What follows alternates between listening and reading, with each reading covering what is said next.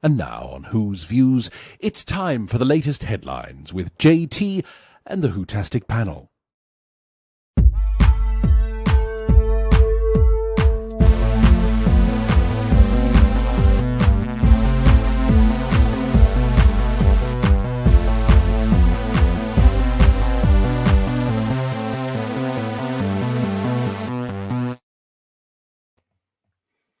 It's Who's Views, it's headlines, it's 8 o'clock here in the UK, and this is Good Friday, the 18th of April 2025. The Easter weekend is upon us, everybody. Happy Easter from all of us at Who's Views to you watching at home. Oh, it sounded a bit William Hartnell then, I think.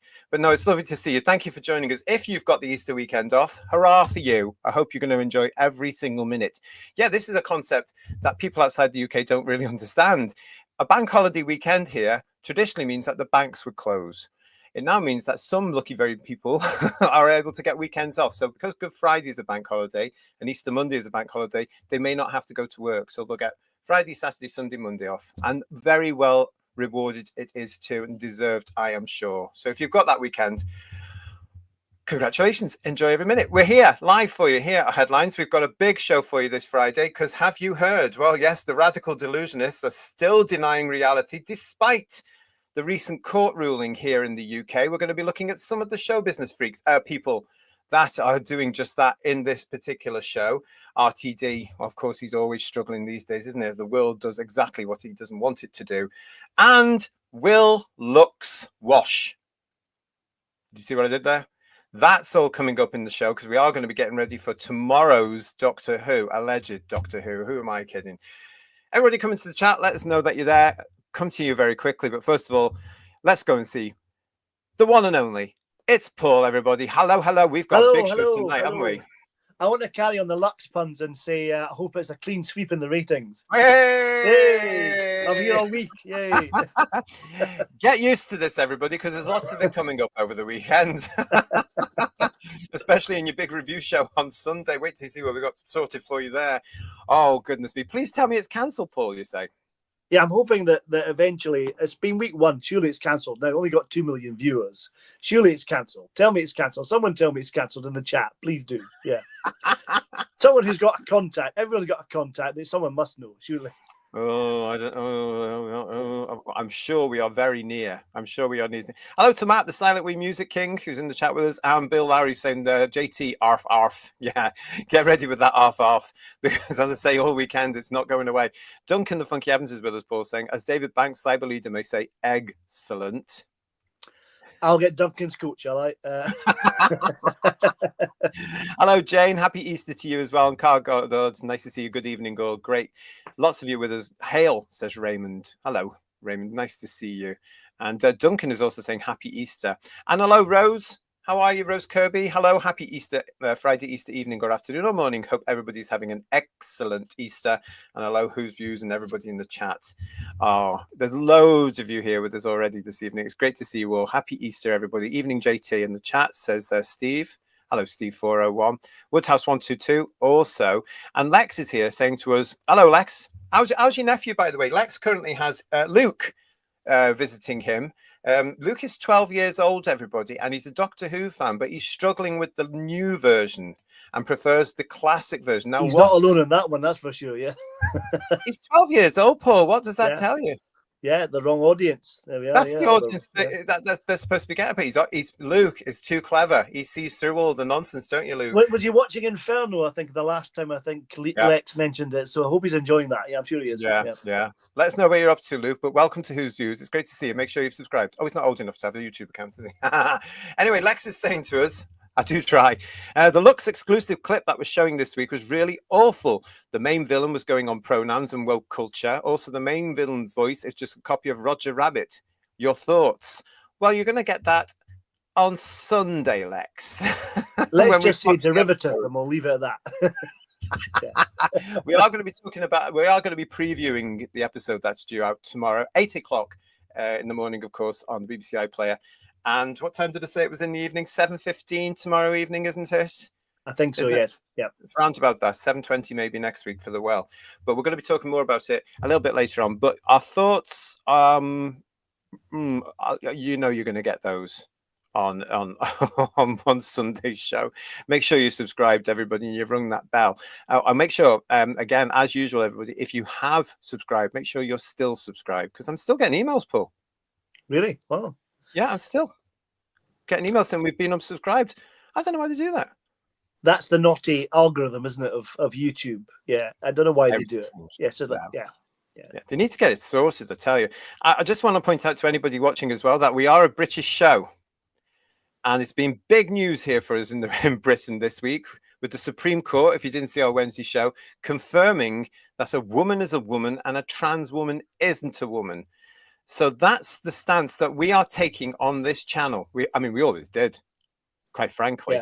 Yeah. But, but just to let you know, for any of those people in California especially, don't judge us by your own nonsense, because we're British, thankfully. So we've also got Josh H saying to us, you're not getting off that lightly, Paul. It's not cancelled, I'm afraid. Oh, Paul. Damn. It's a matter of time, though. We agree, don't we? We think it's a matter of time. I still have to watch the episodes, though. Even if they cancelled it tomorrow, I'd have to watch the other 7 or 6 after tomorrow night. Phew, only 6. Yeah. Well, you've got one more than I have, don't forget. Of course, I forgot about that. Yeah. You just sneaked out of that one. Yeah.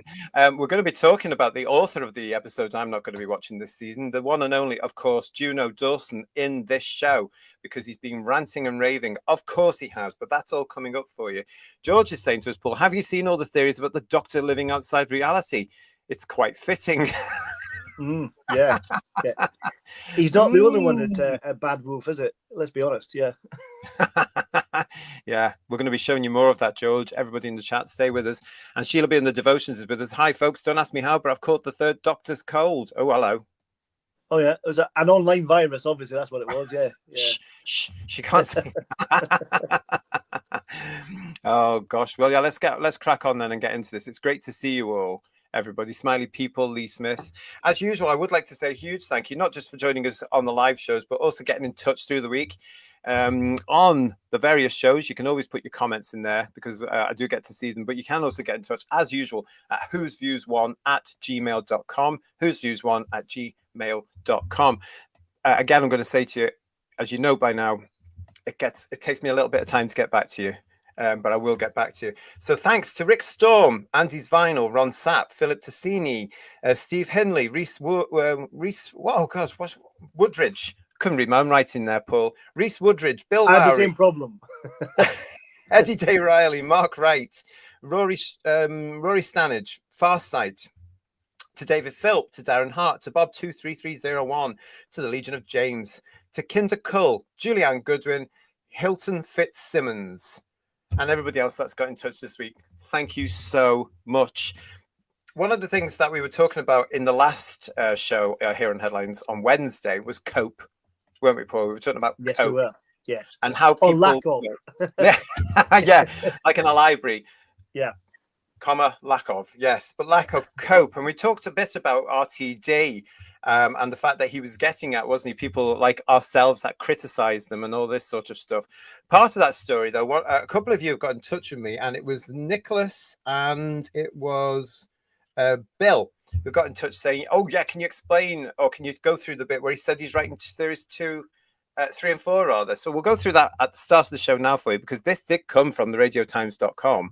Doctor Who boss Russell T Davies says he's planning seasons 4 and 5 after the hiatus hint. Now, I still think that should be 3 and 4. So this suggests, if that headline is correct, Paul, he's already got 3 done. Yeah, well, he said that for a while, hadn't he? That he'd kind of written the episodes.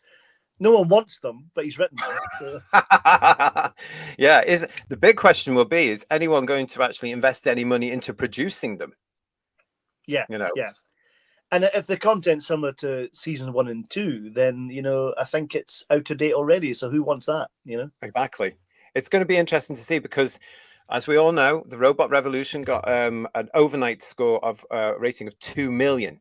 Now, if that stays around that or dip, is it really worth, as a business, investing millions into a Doctor Who series? Because let's face it, Doctor Who is now a very expensive show.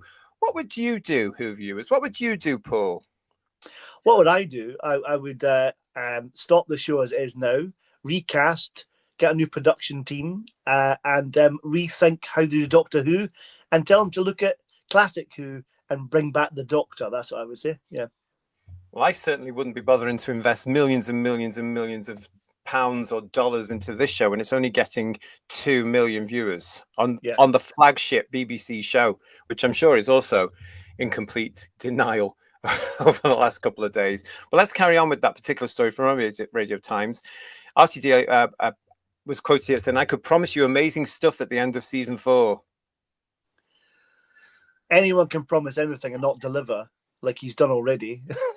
Didn't he promise us amazing stuff at in series 1 and also this series that's on now? Yeah, he did. Yeah. Let's see what he's saying in this article then. Russell T Davies has responded to complaints from some Doctor Who fans who have labelled the show too woke, as we covered on Wednesday's show. The showrunner made the comments during an appearance on the BBC Radio 2 show Doctor Who 20 Secrets in 20 Years, explaining he had no time for reactions from online warriors, which of course is all of us. Someone always brings up matters of diversity, explained, and there are online warriors accusing us of diversity and wokeness and involving messages and issues. I've no time for this. I don't have a second to bear because that's what you might call diversity, I just call an open door. He went on to say, when asked if he writes such themes into the show consciously, he added that I think it's the only way to write.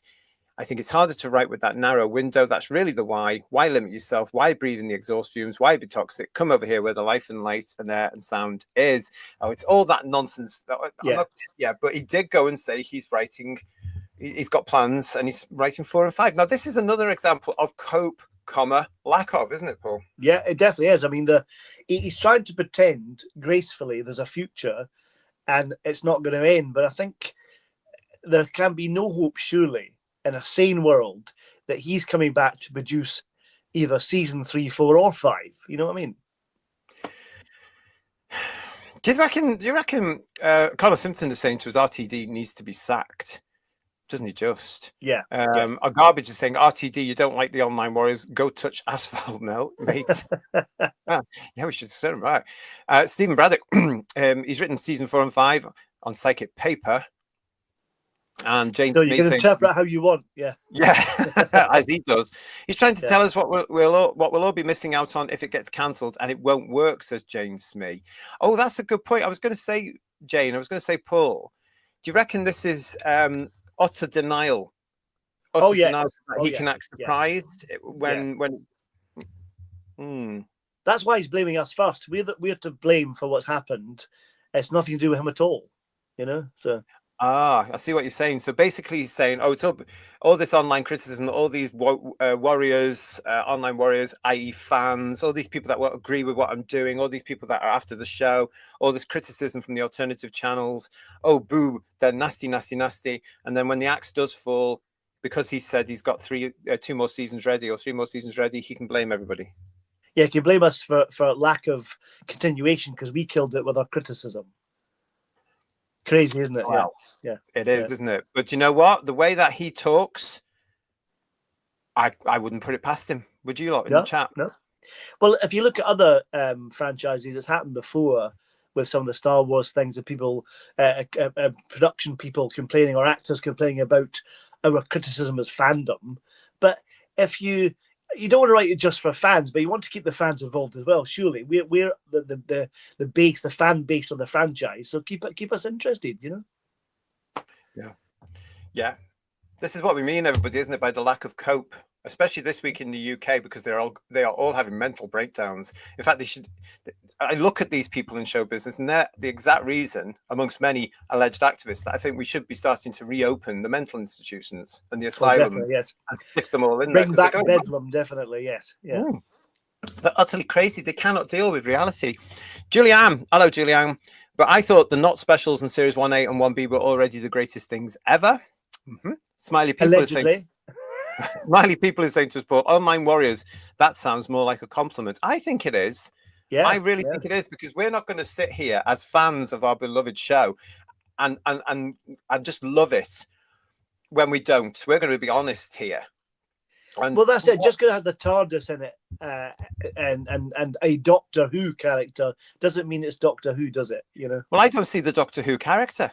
Neither do I, to be fair. It's got the name on it and the TARDIS in it. That's probably it. Yeah. That's only and a bastardization of the theme tune. Yeah. But that's it. And right now, I don't even see the Doctor in his own show, because I see a watered down, melted version of Eric in space. It's not the Doctor. That's not, the Doctor is strong and he's heroic in his own sort of way, and he's knowledgeable and he's clever and he's an alien. And all I see right now is some geezer running around the place, pushing buttons and being all hyper and ridiculous. He's meant to be the most intelligent man in the room, and they're treating him like an idiot. And they've been doing that since they came back. I mean, if they do this for a while, to be honest, I mean, did it when Jodie took over. She was an idiot as well. So there you are. But, I mean, did she play it as stupid? Did she? Well, the way it was somewhat written was just really badly written. The Doctor, the essence of the Doctor has been lost. Even in Capaldi's, was starting to go then as well. He was still brilliant, but he was losing that element that made him the Doctor. Which is a real shame. I totally agree. I mean, I was getting really bored during Capaldi's era, not because of the actor, who I think if he'd been given scripts that he recognized as Doctor Who, I think he would have been huge. I think he would still be there, possibly. Just maybe leaving now. I think he would have done, had they had good scripts, a 7-year run, personally, because he was that sort of guy. Paul Rose. Hello to you. What's a delusional moron? I'm really starting to believe he's mentally ill, and so are those who sanction him. You're going to see a lot more of this coming up in this particular show, Paul. We've also got John Mason saying to us, written series 3 to 5. Oh God, please make it end. Yeah. Well, we might get that, mightn't we? That's only 24 episodes. God help us. Yeah. I don't think I could cope. It's bad enough with 6 more for me this season. RTD's publicity blurb say, like the old Bruce Forsyth joke, it's so much better than the last one, says Stephen Braddock. That was a good joke, that was as well. Because the audience nobody knew what was going on. Yeah. Josh H, there's not unlimited resources going about, and I don't see how Doctor Who justifies getting money currently over other ideas.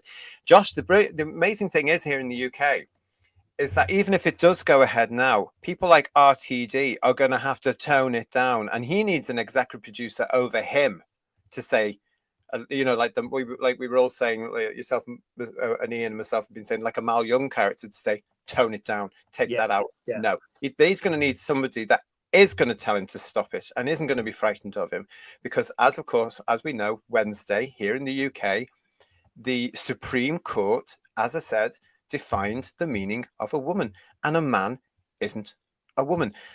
And you just know that TQ cult thing he's writing for Channel 4 for next year, Paul, which is going into production this summer, you just know he's frantically sitting at his keyboard right now adding scenes. Because he's not happy. Oh, without a doubt, definitely. But he's going to have to update it because it's already out of date. If he's finished his original drafts of it, or 3 or 4 drafts of it, he will have to change it anyway to keep up with what's going on. Otherwise, it'll be out of date immediately as soon as it's started filming. So just like his current series of Doctor Who, because he wrote it a couple of years ago, and he did it all back to back with Series 1. Yeah, exactly. 401. Shame he didn't think about writing decent seasons 1 and 2, rather than looking forward to 3, 4, and 5. As we said before, JT, you should have waited for the response to 1 and then film 2, and then adjusted accordingly, depending on public taste and how it went down. And then it might have been a better season 2. I know we're on episode 1 so far, but episode 1 hasn't got much better than the previous season, if at all. Yeah, thank you everybody, by the way, for your support when we all came to do our live show last Sunday, 8 o'clock here in the channel for the Robot Revolution, because I was still stunned about what I'd seen on the Saturday. We will be back on Sunday doing looks. Obviously, more of that to come, but we'll all be lathered up for that, won't we? We certainly will. I'm not going to miss a chance on these gags if I can make it. It's going to be a weekend of them, everybody. Get used to it. We've got John Steed saying RTD has a lot of issues and he's taking it out on the fan base. Isn't he just? He doesn't like us as well. Dom Go is saying to us, so RTD is saying we've killed Doctor Who by complaining and not him for turning the character into a meeping moron. Yes, they're blaming the fans. And we did say a couple of weeks ago as well in one of our shows, we've got to expect this because the backlash will come at us again. We're the ots, we're the is, we're the phobes, and we're the ones that will kill the show for not supporting its alleged progressive image and look. But that's not what we want in Doctor Who. All we want from Doctor Who fans is a Time Lord in his TARDIS, travelling through time and space, fighting Daleks, Cybermen, Sontarans, and anything else that he wants to. And none of the bloody annoying, far left, alleged progressive, i.e. regressive, messages. We don't want any of that.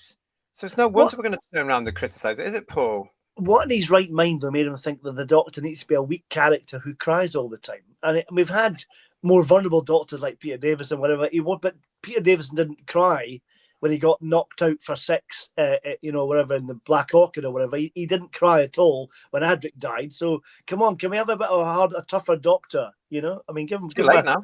It's too late. Yeah. It's too late. There's nothing we can do because here at Who's Views, we reckon, as we've been reporting on very recent editions of Headlines, Shooty's gone. Yeah. RTD's gone to do this TQ cult drama on Channel 4.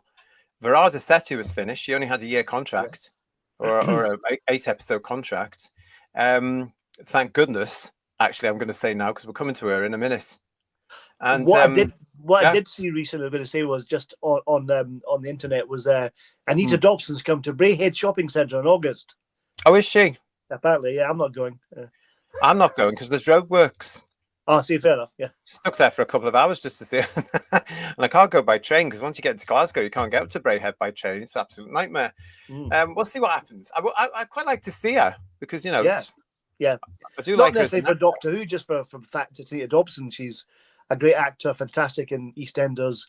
Married to Brian May, wonderful woman, but I wish she was used better in Doctor Who. But I just wish she was in a better version of Doctor Who. Exactly. Yeah, exactly. Yeah. All these wonderful actors. We've got Linus Roach coming up tomorrow in Lux. Yeah. I'm going to tell you now. I saw Linus Roach, Who Viewers, in a play at the Salford Lowry years ago. Sure, it was the Salford Lowry, Paul. And he was cracking. And he also did a fantastic drama in the 90s, I think it was, called Priest, which was a wonderful. I don't think you can get it now, to be quite honest, because it's not approved, if you know what I mean. Because it was about a guy who was a priest who was struggling with his homosexuality. Same-sex attraction, not very trendy these days, is it? No. And he was brilliant, and he was really moving, and he got the character. And as you watched, you went, "Oh my God!" You could feel his struggle between his faith and his sexuality, And it was just an amazing actor. I must admit, I mean, I don't want to preempt the episode too much, but I know we're going to talk about previewing it later tonight. But he looks one of the best things in this episode coming up. Oh, totally. He looks very sinister, so I think he might be the thing that saves part of it, at least for this episode. Cracking actor, and another one of those. I would always say the Doctor we should have had and didn't at the time. He should have been one of those 90s Doctors we never got. I wouldn't be surprised if he auditioned for the Paul McGann movie, but mind you, everybody else did as well. I think everybody did. I think my window cleaner did, to be honest. Yeah. Hello, Judy Hops. It's nice to see you, Judy. RTD has always been this woke, spiteful creature bashing on white folk and Christianity. He has actually, when you look at it, he's always had it in for Christianity, hasn't he? Oh, yeah. So thank you for that, Judy. It's nice to see you. Welcome to Who's Views. And I like your little avatar, your little bunny rabbit. Very festive for this time of year, of course. Lee Smith is also with us. RTD2 is a control freak, losing control of Doctor Who, crap episode by crap episode. And I think he knows it. Well, like we said already, I think if you look back at season 1, there were so many better writers in season 1 than him. And now he's doing the majority, and it's showing, isn't it? So Yeah. Totally. And do you know what really gets me? These people constantly in show business are totally surprised when they get the feedback coming back to them that you're an idiot. Yeah. And that I'll stay with us. We're coming to that in a minute. Meddling Funk, hello to you. RTD can't take criticism. Oh no, he can't, because his ego is so out there, and he's actually quite powerful in the industry, as we've said, and as he said on the show. No one can say no to him. That's the problem. Go on, Paul. I was going to say, being in the arts, though, you should be aware of all this. You're open to being criticised because you're in the public eye. So if you can't handle that, you're in the wrong business. You have to be able to accept the good and the bad as reviews, don't you? Yes, but I don't think they can anymore. I think they just want everything. This is where they go completely insane, I think, because and this is why he's mad as well. I'm angry because we are supposed to do what they want us to do. They think they are better than us. And it's all started with Brexit, Scottish independence, but not so much as Brexit, of course. And when the public went against that, they all had a meltdown then. And it's got worse since, because they've judged the great British public as being istphobe and ots. And that's coming out all the time from these people. And they're never going to understand, Paul, that they're the ones that are deluded and in the wrong. We've had that phrase going about us, all of us, haven't we, Julianne? About you lot are all on the wrong side of history. Really? You think so? Have you looked at yourselves in a mirror, you utter idiots? Julianne is saying to us, RTD will say his glorious vision for the show was crushed under the weight of toxicity from the far right. You're right. Yeah. I can see that coming, Julianne. Yeah. Coming. And John Henson, hiya. RTD reminds me of Emperor Nero talking nonsense as the show burns. Ooh. Yeah. But not as a good performance as the character of Nero in the Romans, Derek Francis's character. Superb, yeah. Yeah. Oh, lots of you in the chat with us this Friday evening, this Good Friday evening. Nice to see you all. Thank you for joining us. Oi, Russell now, says Duncan the Funky Evans. They're not there at the moment. There's nobody there. They're all remote. Yeah. And what's this from Farsight? The stories in series 1 and 2 are a bit like the Labour Party manifesto under Michael Foot. Oh, that's going back a bit. You're showing your age there, Farsight. Yeah. Oh, and yet I still voted Labour back then. Yeah, so did I. Yeah. What's this from Woodhouse 122? RTD went on about Robin Hood in that news round interview. He did. I don't think I ever saw Robin Hood spouting out "Yas Queen." And yeah, if they do it today, that was the line that I think Stephen Moffat came out with a while ago as well. The Doctor's immortal now, therefore it'll always come back because it has that status like Robin Hood or Sherlock Holmes, which is a bit. I mean, I think it's a massive show, but that does show that they're trying to set themselves up for preparing for the fall, aren't they? I think you might be right, and I think a lot of you in the chat might be right here. I hadn't actually quite thought of this, but as they're preparing for something, I think it's more. It would be more in their interest to start preparing their incredibly devout younger fan base. All 6 of them. For the inevitable, because as I say, they're the one that's going to need the helpline. They're the ones that are going to be really affected this way. So why don't we do a charity record? How about that? That'd be quite good, wouldn't it? Oh, we've done that, haven't we? Yeah, we've done that. But no, we're not going down that road again. Let's not go there again. No. PTA, Paul Thomas Ashworth, PTA. Thank you so much for your super chat here. What does RTD stand for? Repulsive, toxic, drivel. Allegedly. Thank you for that, PTA. Thank you so much for your super chat. Thank you. Really appreciate that. Sheila B in the devotions is saying to us, Paul, RTD writes soap, so maybe the episode called Lux will be better. Yeah, product placement. That's what it is. Yeah. Well, it will be for us, I tell you. And Rose Kirby. Come back on Sunday, everyone.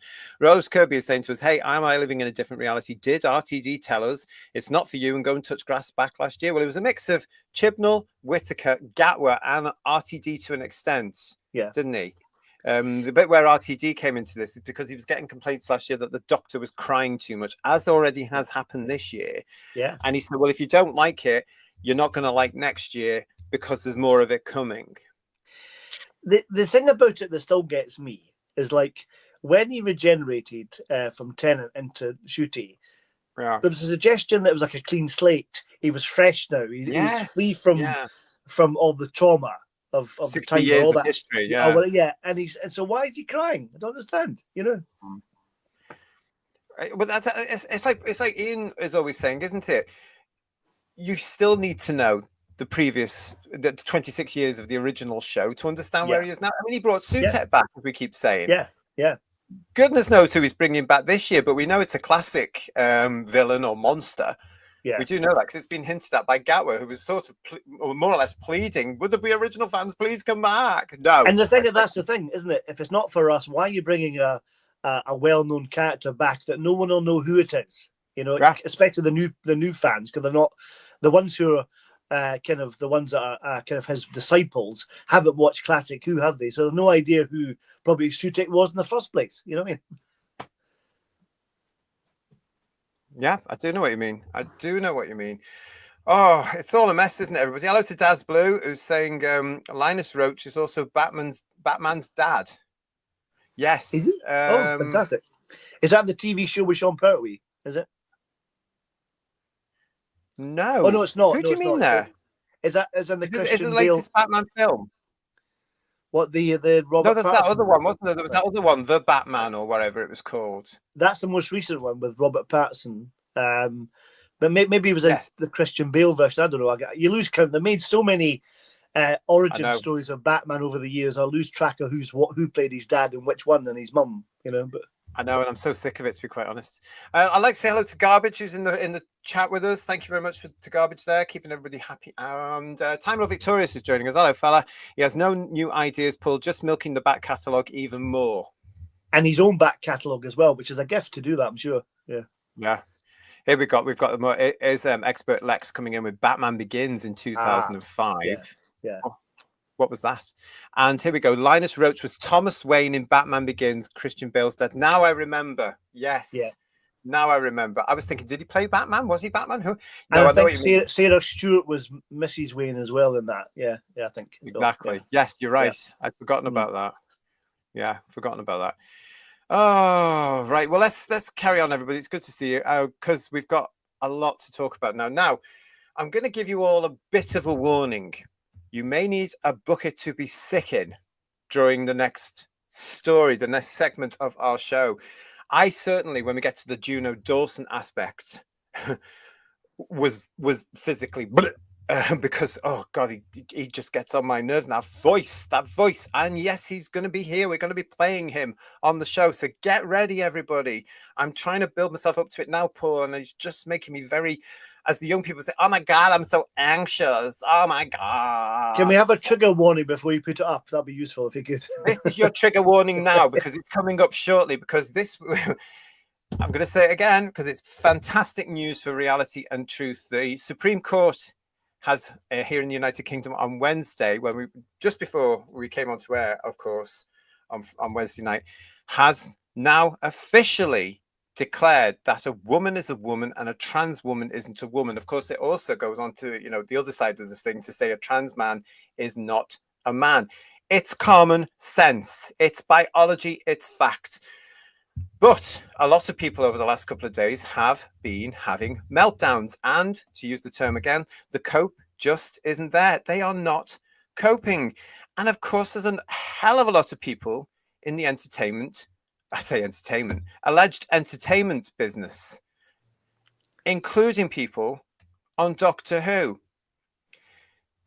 New girl Varada Sethu has, she's had us on the fence over the last couple of weeks because, of course, she was the one that spoke to the Radio Times just a couple of weeks ago and stupidly told the Radio Times about what Gatwa had said on set about people people not liking the fact that he and her would be the leads in the show. A terrible racist assumption there, I think. Yeah, I think so. Yeah. And she was stupid enough, Paul, to actually tell the Radio Times this. Because people like us will report it. Fans will look at that and go, pardon?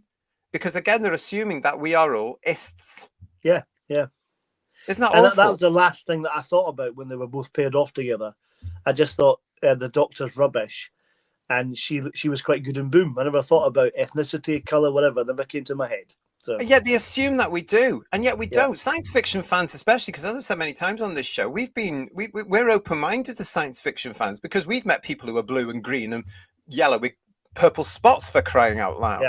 Yeah. Because that's so we're not going to bother with people, especially when you come in from the Star Trek mentality of the future is wonderful and everybody's together and there's aliens with us and it's exciting.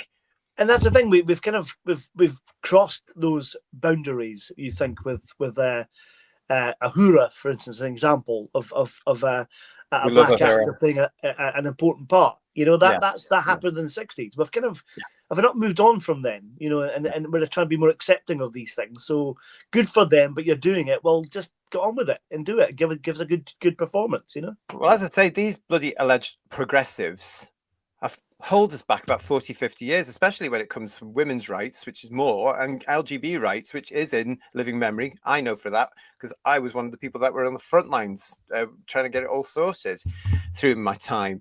But Varada Sethu couldn't help herself. And she took to Instagram. They're not learning from the whole Snow White from Disney episode at all, are they, these people? They are so entitled and privileged, and they think they're above everything, including now, possibly, the law. Because look what she put on to Instagram. The UK Supreme Court backs biological definition of woman. She put that through there. And then she said, what a sad, hateful bunch of humans. What a disgrace to this country. I'm so sorry to my beautiful trans family. You are so, so loved. You stupid, ignorant woman. I'm saying it now because I'm angry at her. Stupid, ignorant woman, Varada. I mean, the first thing you want to talk about there is what a sad, hateful bunch of humans. You're talking about a group of women there. That's women. Yeah. You can't even use the term woman, can you, Varada? You have to say human. You are ridiculous. They haven't done anything except stand up for their rights, Varada. Women's rights, which you have benefited for in your very, very sure, because you're young and entitled and privileged and easy life. You try, especially with your ethnicity, you try growing up 100 years ago in the UK. You would have had a rough ride. Those women made things easier for you. How ungrateful can you possibly get, Paul? She really winds me up with that. Well, the whole thing winds me up about this issue is because, you know, what about women's rights?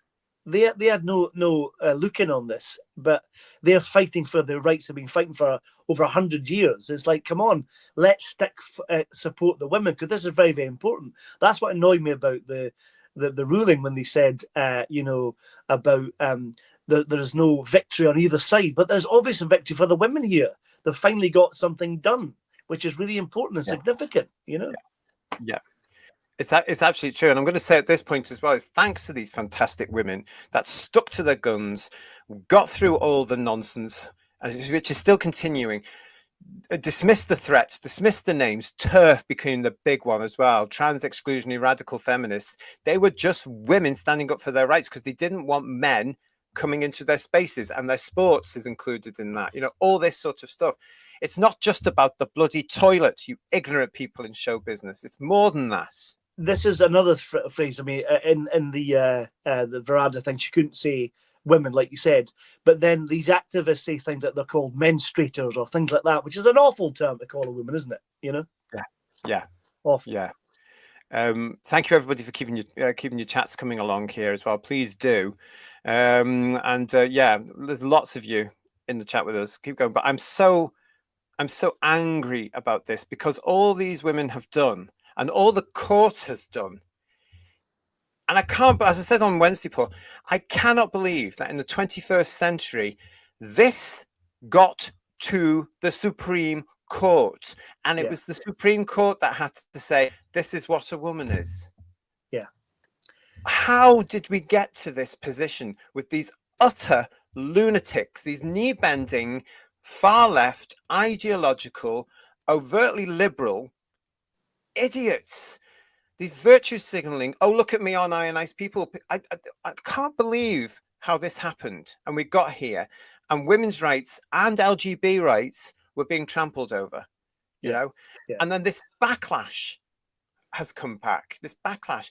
And we've seen now I mean, I've been saying for ages now, just how far this, I'm trying not to swear, but this nonsense infiltrated British life. It's in government, it's in the civil service, it's in business, it's in our education system.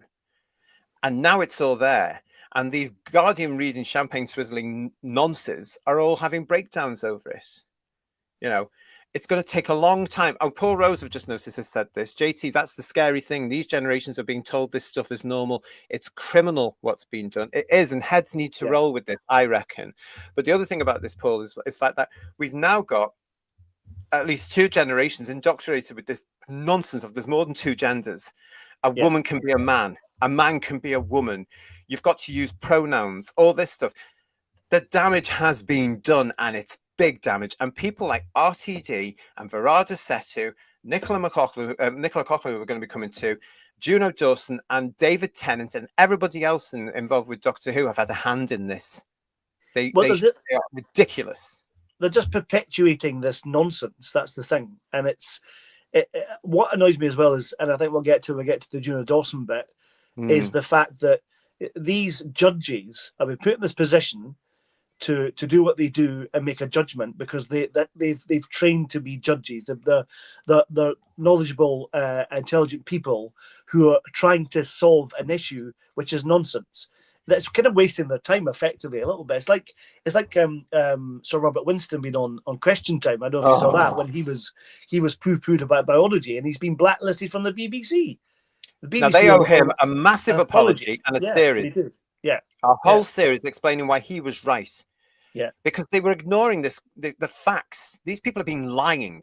They've been lying to people, and thank God that the UK public has cottoned on to this. And I've been looking at the results of the newspapers on Thursday, all headlining this.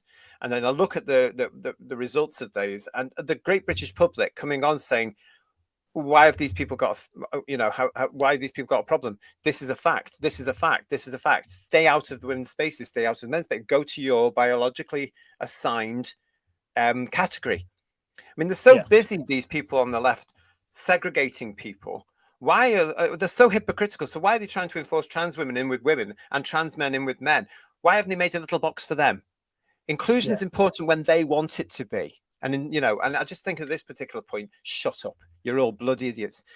And you were mentioning before we came on air how STV News and other people have been going to trans women especially and interviewing them, haven't they? Can I just send a message to these idiot journalists? Don't go to the trans activists and ask them, get their opinion, because what they've been doing for the last 6, maybe even 7 years is enforcing and dictating speech on others and enforcing things. And I'm going to mention this point as well. Stonewall, one of the biggest instigators of this nonsense, who said there was no debate. A trans woman was a woman, end of story. That's where it all kicked off. And they were in everywhere, and because it's been tied in with LGB, people like, I'm assuming these people in alleged show business, Paul, think they're now getting onto a new cause because they missed the gay thing. Yeah. In the 80s and 90s. Oh, we can't let that happen again. We're going to do it again. Nothing to do with us, LGB. No. Hashtag LGB without the TQ. Nothing to do with us. How can somebody who's got gender problems have anything in common with a lesbian or a gay man? You bloody idiots. Think about it. Think it through. And if you're telling me as a gay man that a trans man is a man, and that I'm supposed to date, he says, being polite, that person, I can tell you that's heterosexuality, you utter idiots. Well, the whole thing is completely confused, isn't it? I think two lesbians were a couple originally. Then they broke up, and then they got a sex change. They got back together as trans man and woman. It's just madness. Stupid. Madness. These people have got mental issues. There's this thing around that we know called gender dysphoria, and then there's jumping on bandwagons. And this is my other case where I think that, we really need psychiatrists, a lot more psychiatrists. I'm going to go to the chat so I can calm down a bit. Gary Lee, nice to see you. Welcome to Whose Views. RTD seems to only excel in regurgitating his own sad, tired storylines. It's time the BBC woke up and injected new blood into this poisoned chalice. Well, I'm going to agree with that one, Gary. Lovely to see you. Thank you very much for your comment. Time Lord Victorious. She clearly had no real understanding of the issue. She's a sheep who follows the activist herd. He says, talking about Varada, don't you, mate? Yeah. I think we do. Yeah, I think they absolutely do, because they are actors, in my experience, are actually quite thick. Well, I think they're scared to actually have their own opinion, but they just go with the flow because it's the safe thing to do. And like you say, they'll get employment because they're bending the knee. That's what they're doing. So, yeah, but I'm going to stand by what I said. The ones I've met, some of them are genuinely quite. That's why they're enacting. They're not bullshitting. It's funny because I think. It's funny that allegedly Shooty comes across as being not the sharpest tool in the box, shall we say? But allegedly. Yeah.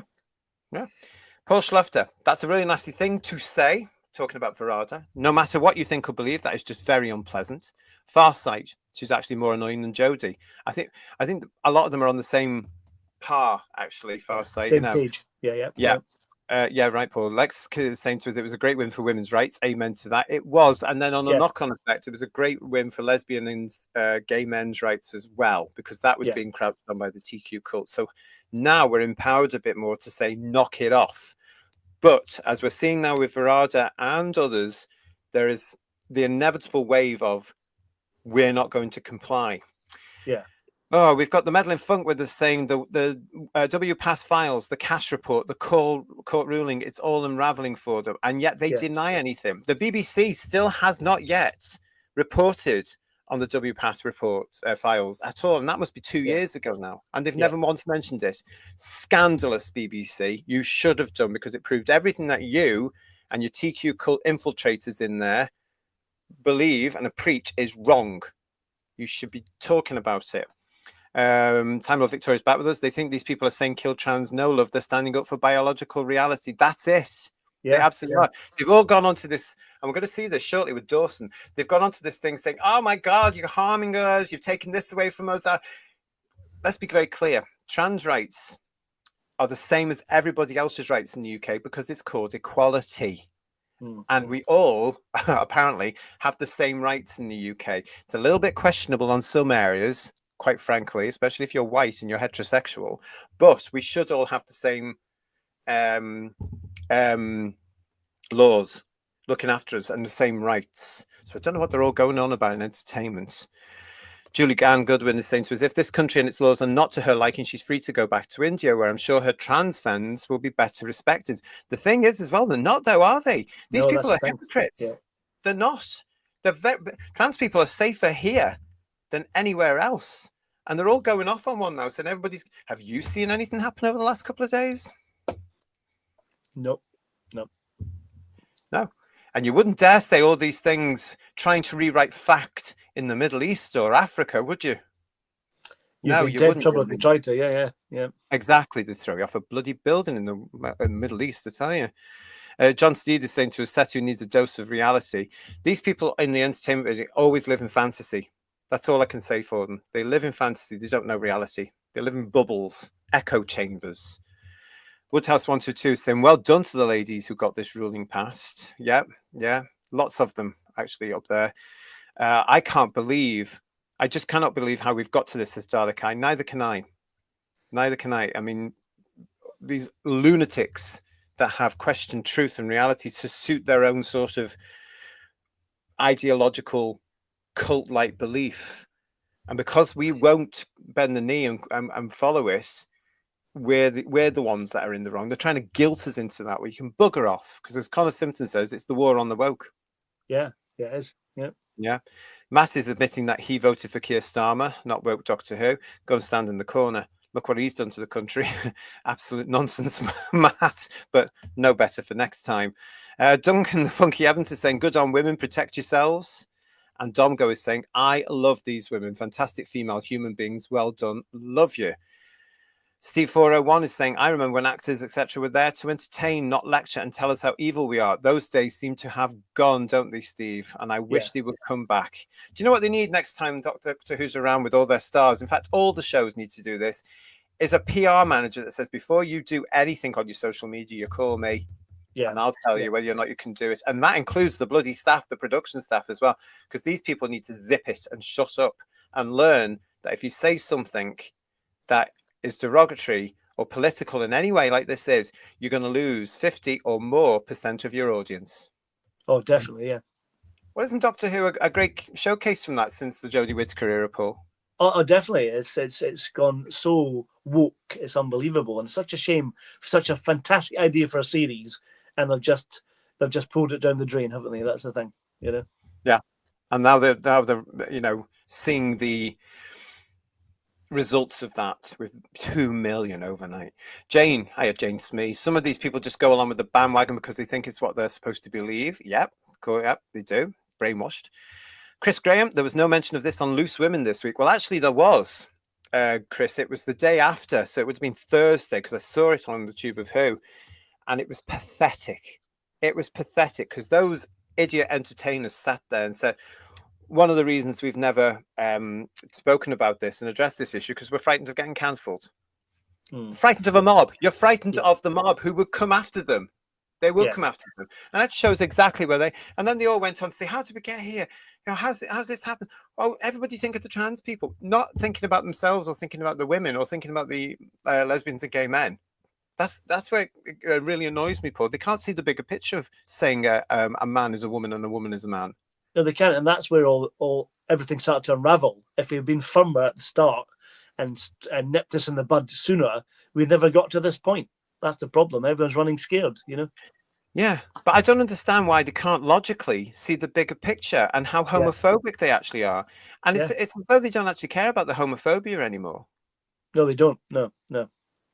You know, they don't care about that side of it. It's as though transphobia trumps homophobia. You know what I mean?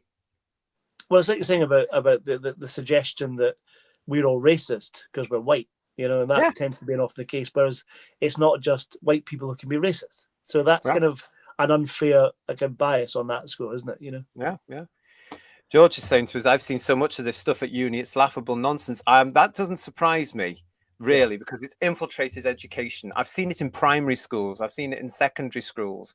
I've seen it in sixth form colleges. And now I knew it was going to be in the universities and colleges because I've seen it because all the kids go to school now with these things and can film everything. Then they upload it and you can see all this thing off TikTok. Well, I'm glad they had that university was sued recently. Yes.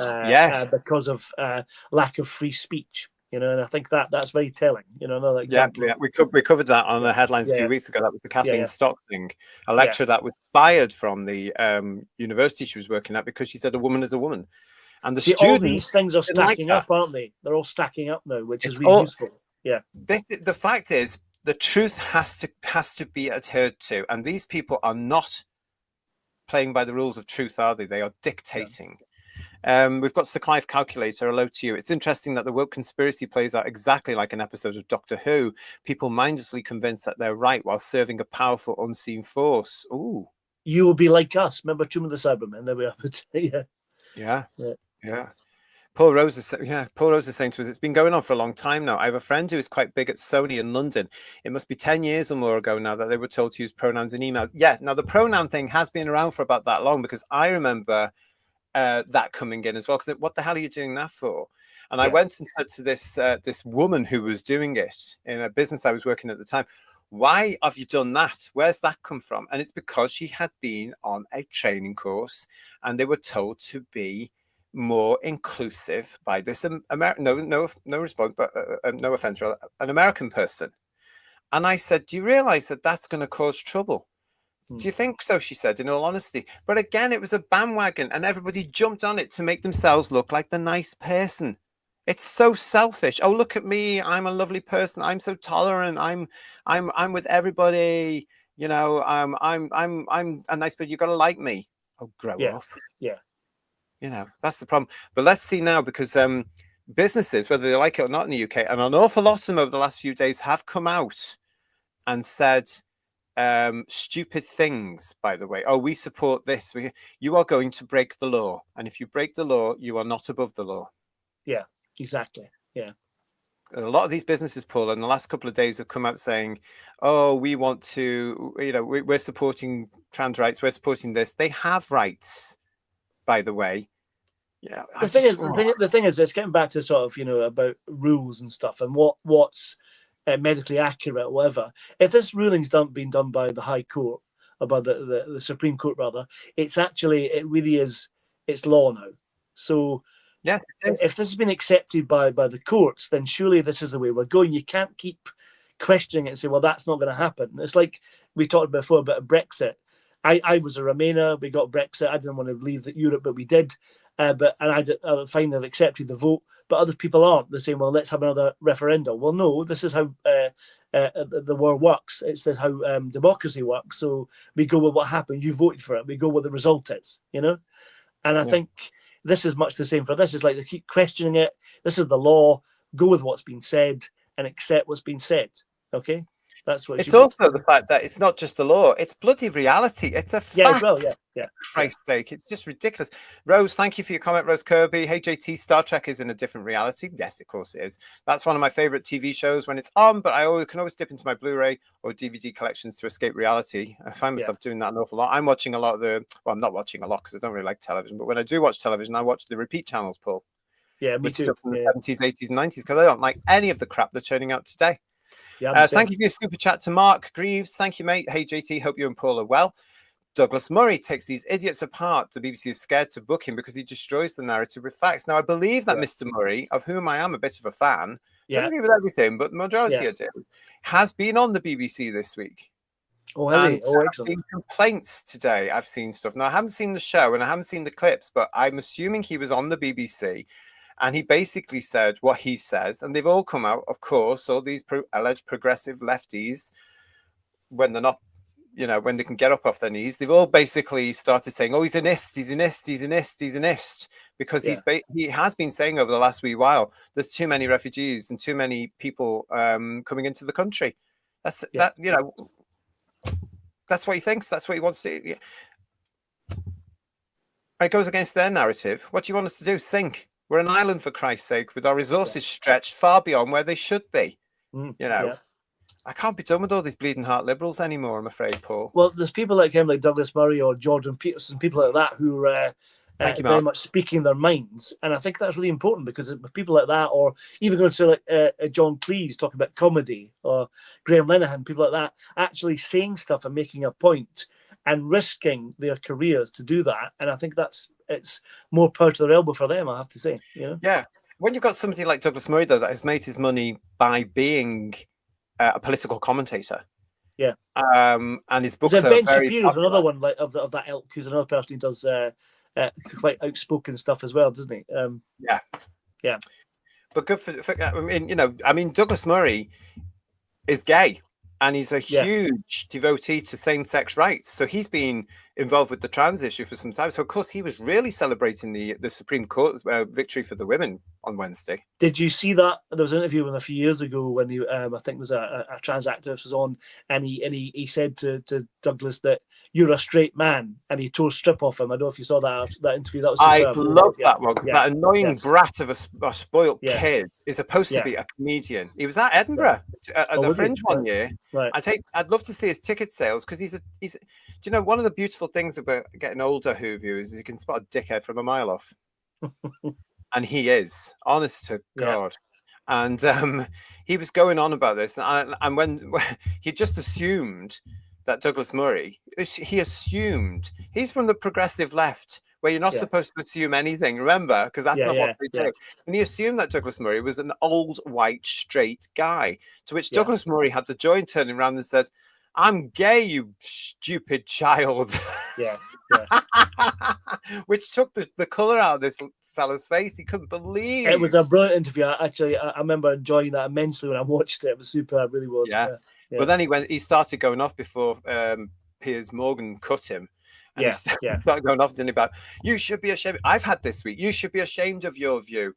Some idiot yesterday, some child on the Book of Face said that to me when he realised I was gay as well. And he said, you should be ashamed of what you're saying here. And I said, I should be ashamed. After a few decades of fighting for same-sex rights, I don't think so, chum. Not at all, because now I'm doing it again against the likes of you who can't tell up from down. Stupid idiots. Duncan is saying Douglas Murray is savage and I love watching. And Jane Smee is saying, fortunately, pronouns are still optional where I work. Hopefully they will stay that way now. I can actually see them starting to be phased out now, unless you work for a union, a trade union, or some idiotic thing like that, or the NHS, which has got real problems, because they are going to have to obey the law whether they want to or not, because they are not above the law, and neither are actors.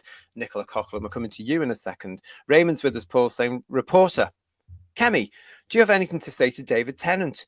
Kemi, yes, tell him I was right. Fantastic. Yeah, that of course alludes to the GB News interview with Kemi Badenoch, the leader of the shadow party at the moment, which is the Conservative Party.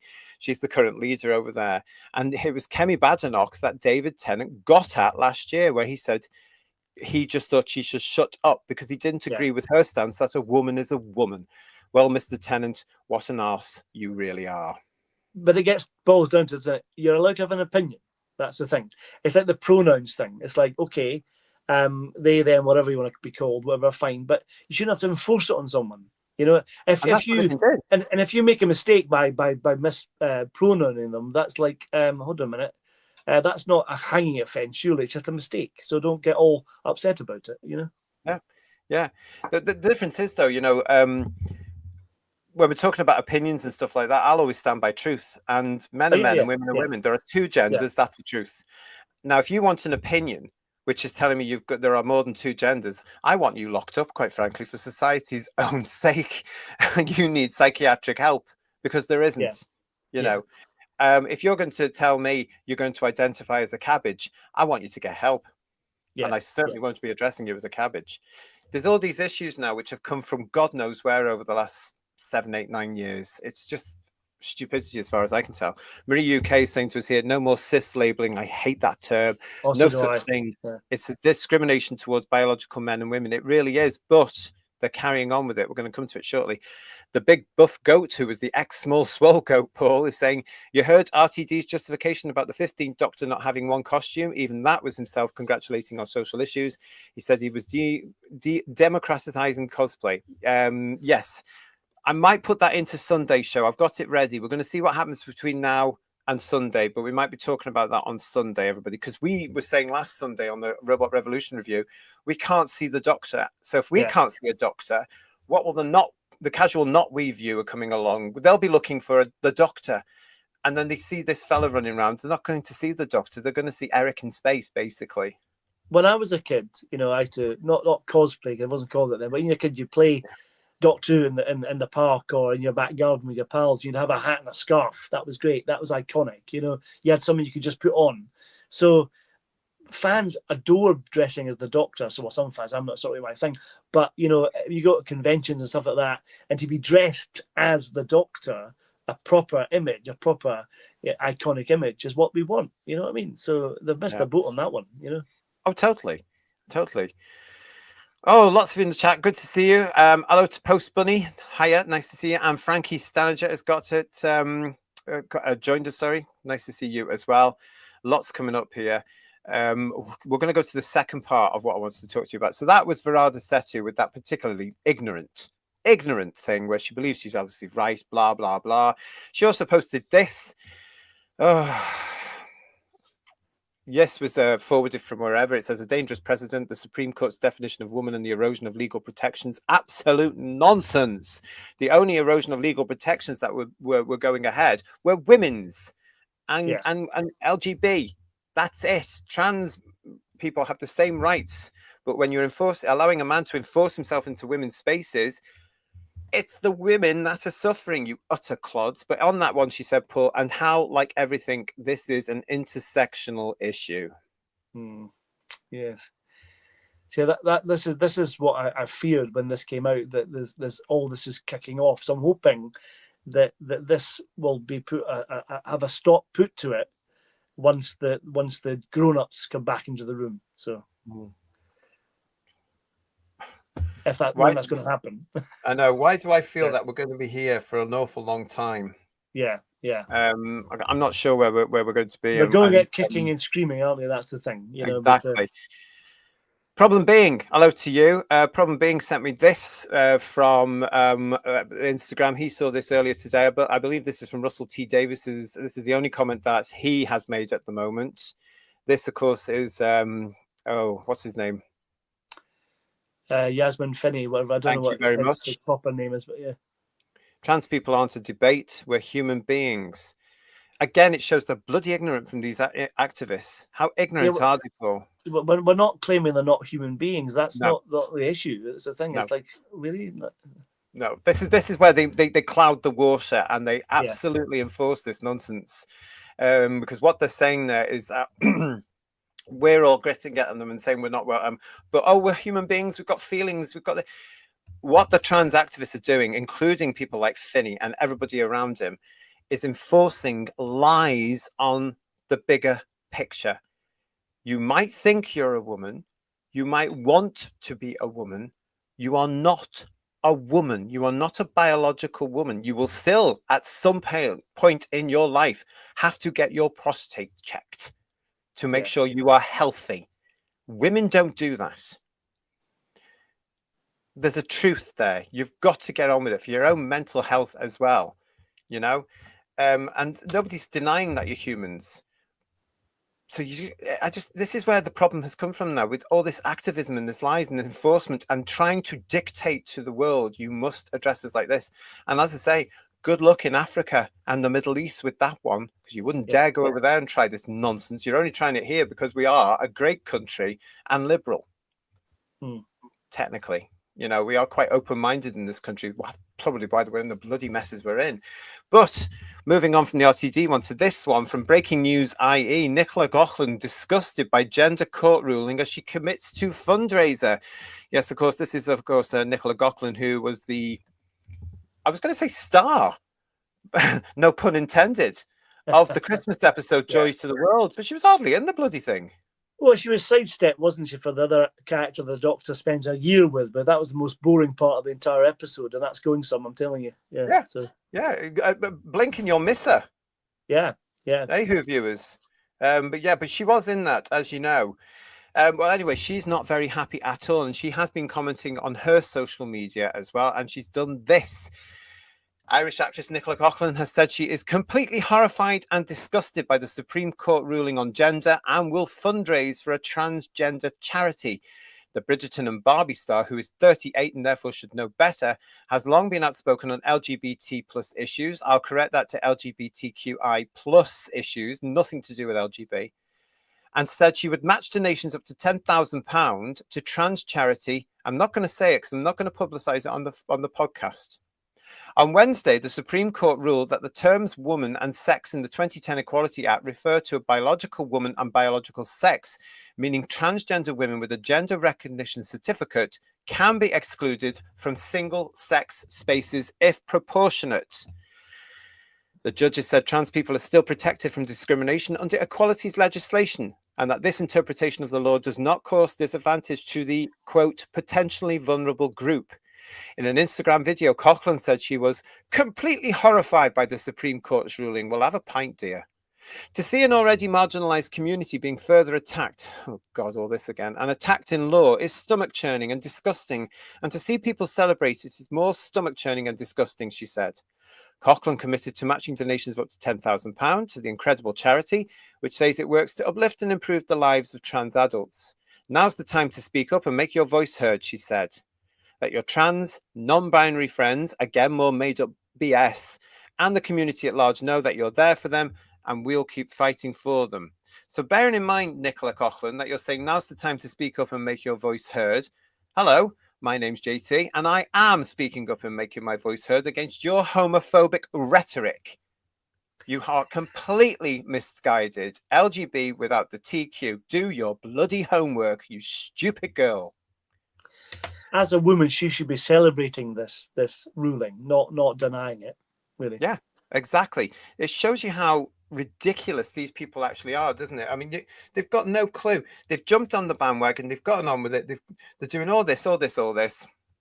And because they're thinking it's part, I mean, they actually says in that there, she thinks it's part of the LGBT because it's been enforced. The T and the Q has been enforced into LGB. I get so annoyed. Yeah. Yes, even Prides now. A lot of which around the world now, especially in America and Britain, are not going ahead this year because of funding. What does that tell you from some of the other shows that we've been looking at? They've been getting their funding from very strange places. That's all I'm saying right now. But also because, unfortunately, Pride is no longer about same-sex issues. It's all about the TQ plus element. It makes me sick. And so do people like Nicola Coughlin, quite frankly. Nicola, come on the show. Come and talk to me and some of my chums, because you've got the wrong end of the stick here, darling. You really, really have, as have many, many, many others of you in your entertainment industry. You are vile people for doing this. You know, I'm not saying you shouldn't support a charity there, but look at the rest of it. To do it simply because women have, again, won a very, very valid point that they were fighting for. Exactly. Yeah. Makes me ill, Paul. I'm really annoyed about it because this should be a celebration for women's rights, and it's again going to be hijacked by all these naysayers, which is really frustrating. It is, isn't it? And again, these people were trying to push us back decades. Yeah. Let's have a look at what's in the chat, Paul. Neville is saying thick as mince. Oh, that's probably an insult. That's unkind to mince, Neville. It is, isn't it, Paul? Yeah. What else we got here? Martin Brown. What a waste of taxpayers' money. The Supreme Court talking about Yeah, well, it is. It's cost millions. Yeah. It's cost millions. And it is an absolutely a waste of the taxpayer money, especially when the majority of the taxpayers, I would say about 99.9% have agreed with this, but it's going to empower a lot more people now to be able to say, no, a woman is a woman, especially women. Especially women. Garbage is saying, is this the woman that was in the Christmas special? Yes. Joy in the red. She's in Bridgerton. I used to like her when she was in Derry Girls, but she's gone real down in my estimation now.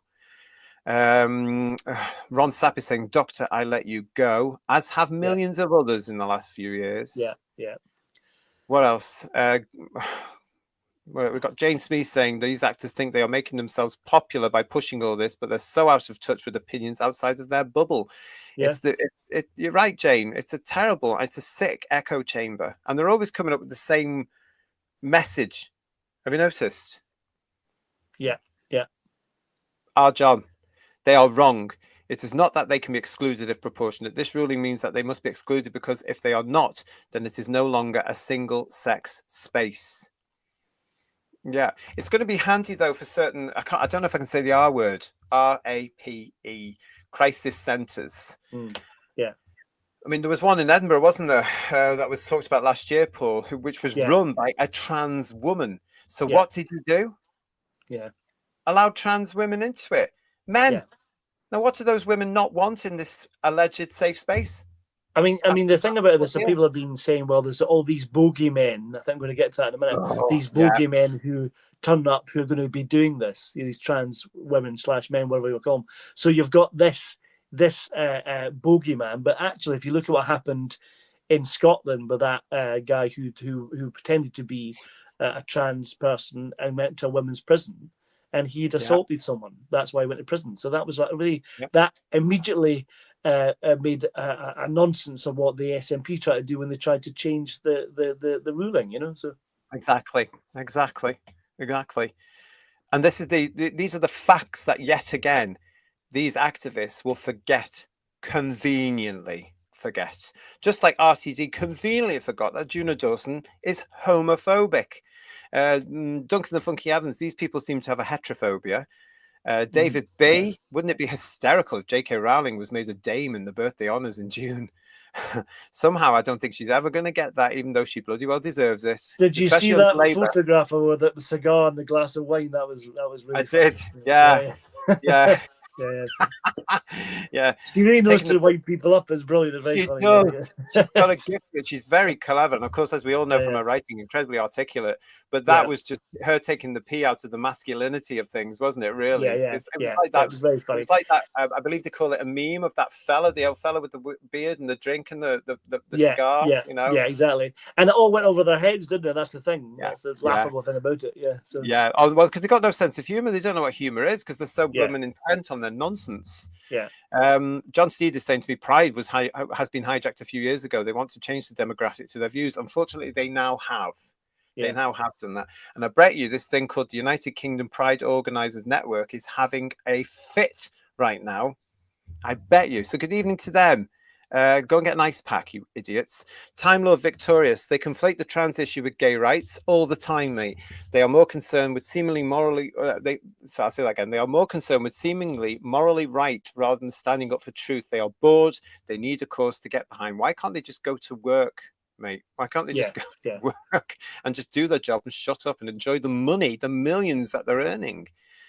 What else have we got there? There's nothing like a dame, says Frankie. And poor Rose is saying to us, anyone who is willing to go down that route to gain an advantage in sport is beyond reprehensible, in my opinion. Start a separate competition for them. Well, of course, today there has been an awful lot of people coming out saying, right, what do we do now? If a trans woman can't go into a woman's space and a trans man can't go into a man's space. And as a gay man, let me just tell you as well, there are certain spaces which are designed for gay men that you don't want a woman in, and no woman in her right mind would want to be there. They wouldn't want to be there. So this is good for LGB as well. This is good stuff because they don't forget this. And these hypocrites like RTD, who was gay, forget things like that. Certain clubs, these leather clubs and stuff, you don't want women in there. You don't want them. If they identify as a man and they're let in, good God. We need to get rid of this gender recognition nonsense now. These certificates, they've got to go next in my eyes, but that's the next thing for me. I don't know. Well, we got this from Paul Rosie saying to me, JT, you mean you're going to make these bearded men in dresses stop going to the ladies, you absolute bounder. Yeah. Well, Watch yes. Ricky Gervais's stand-up routine on that one. That's brilliant. Can you imagine all these alleged panel comedy shows on the BBC now?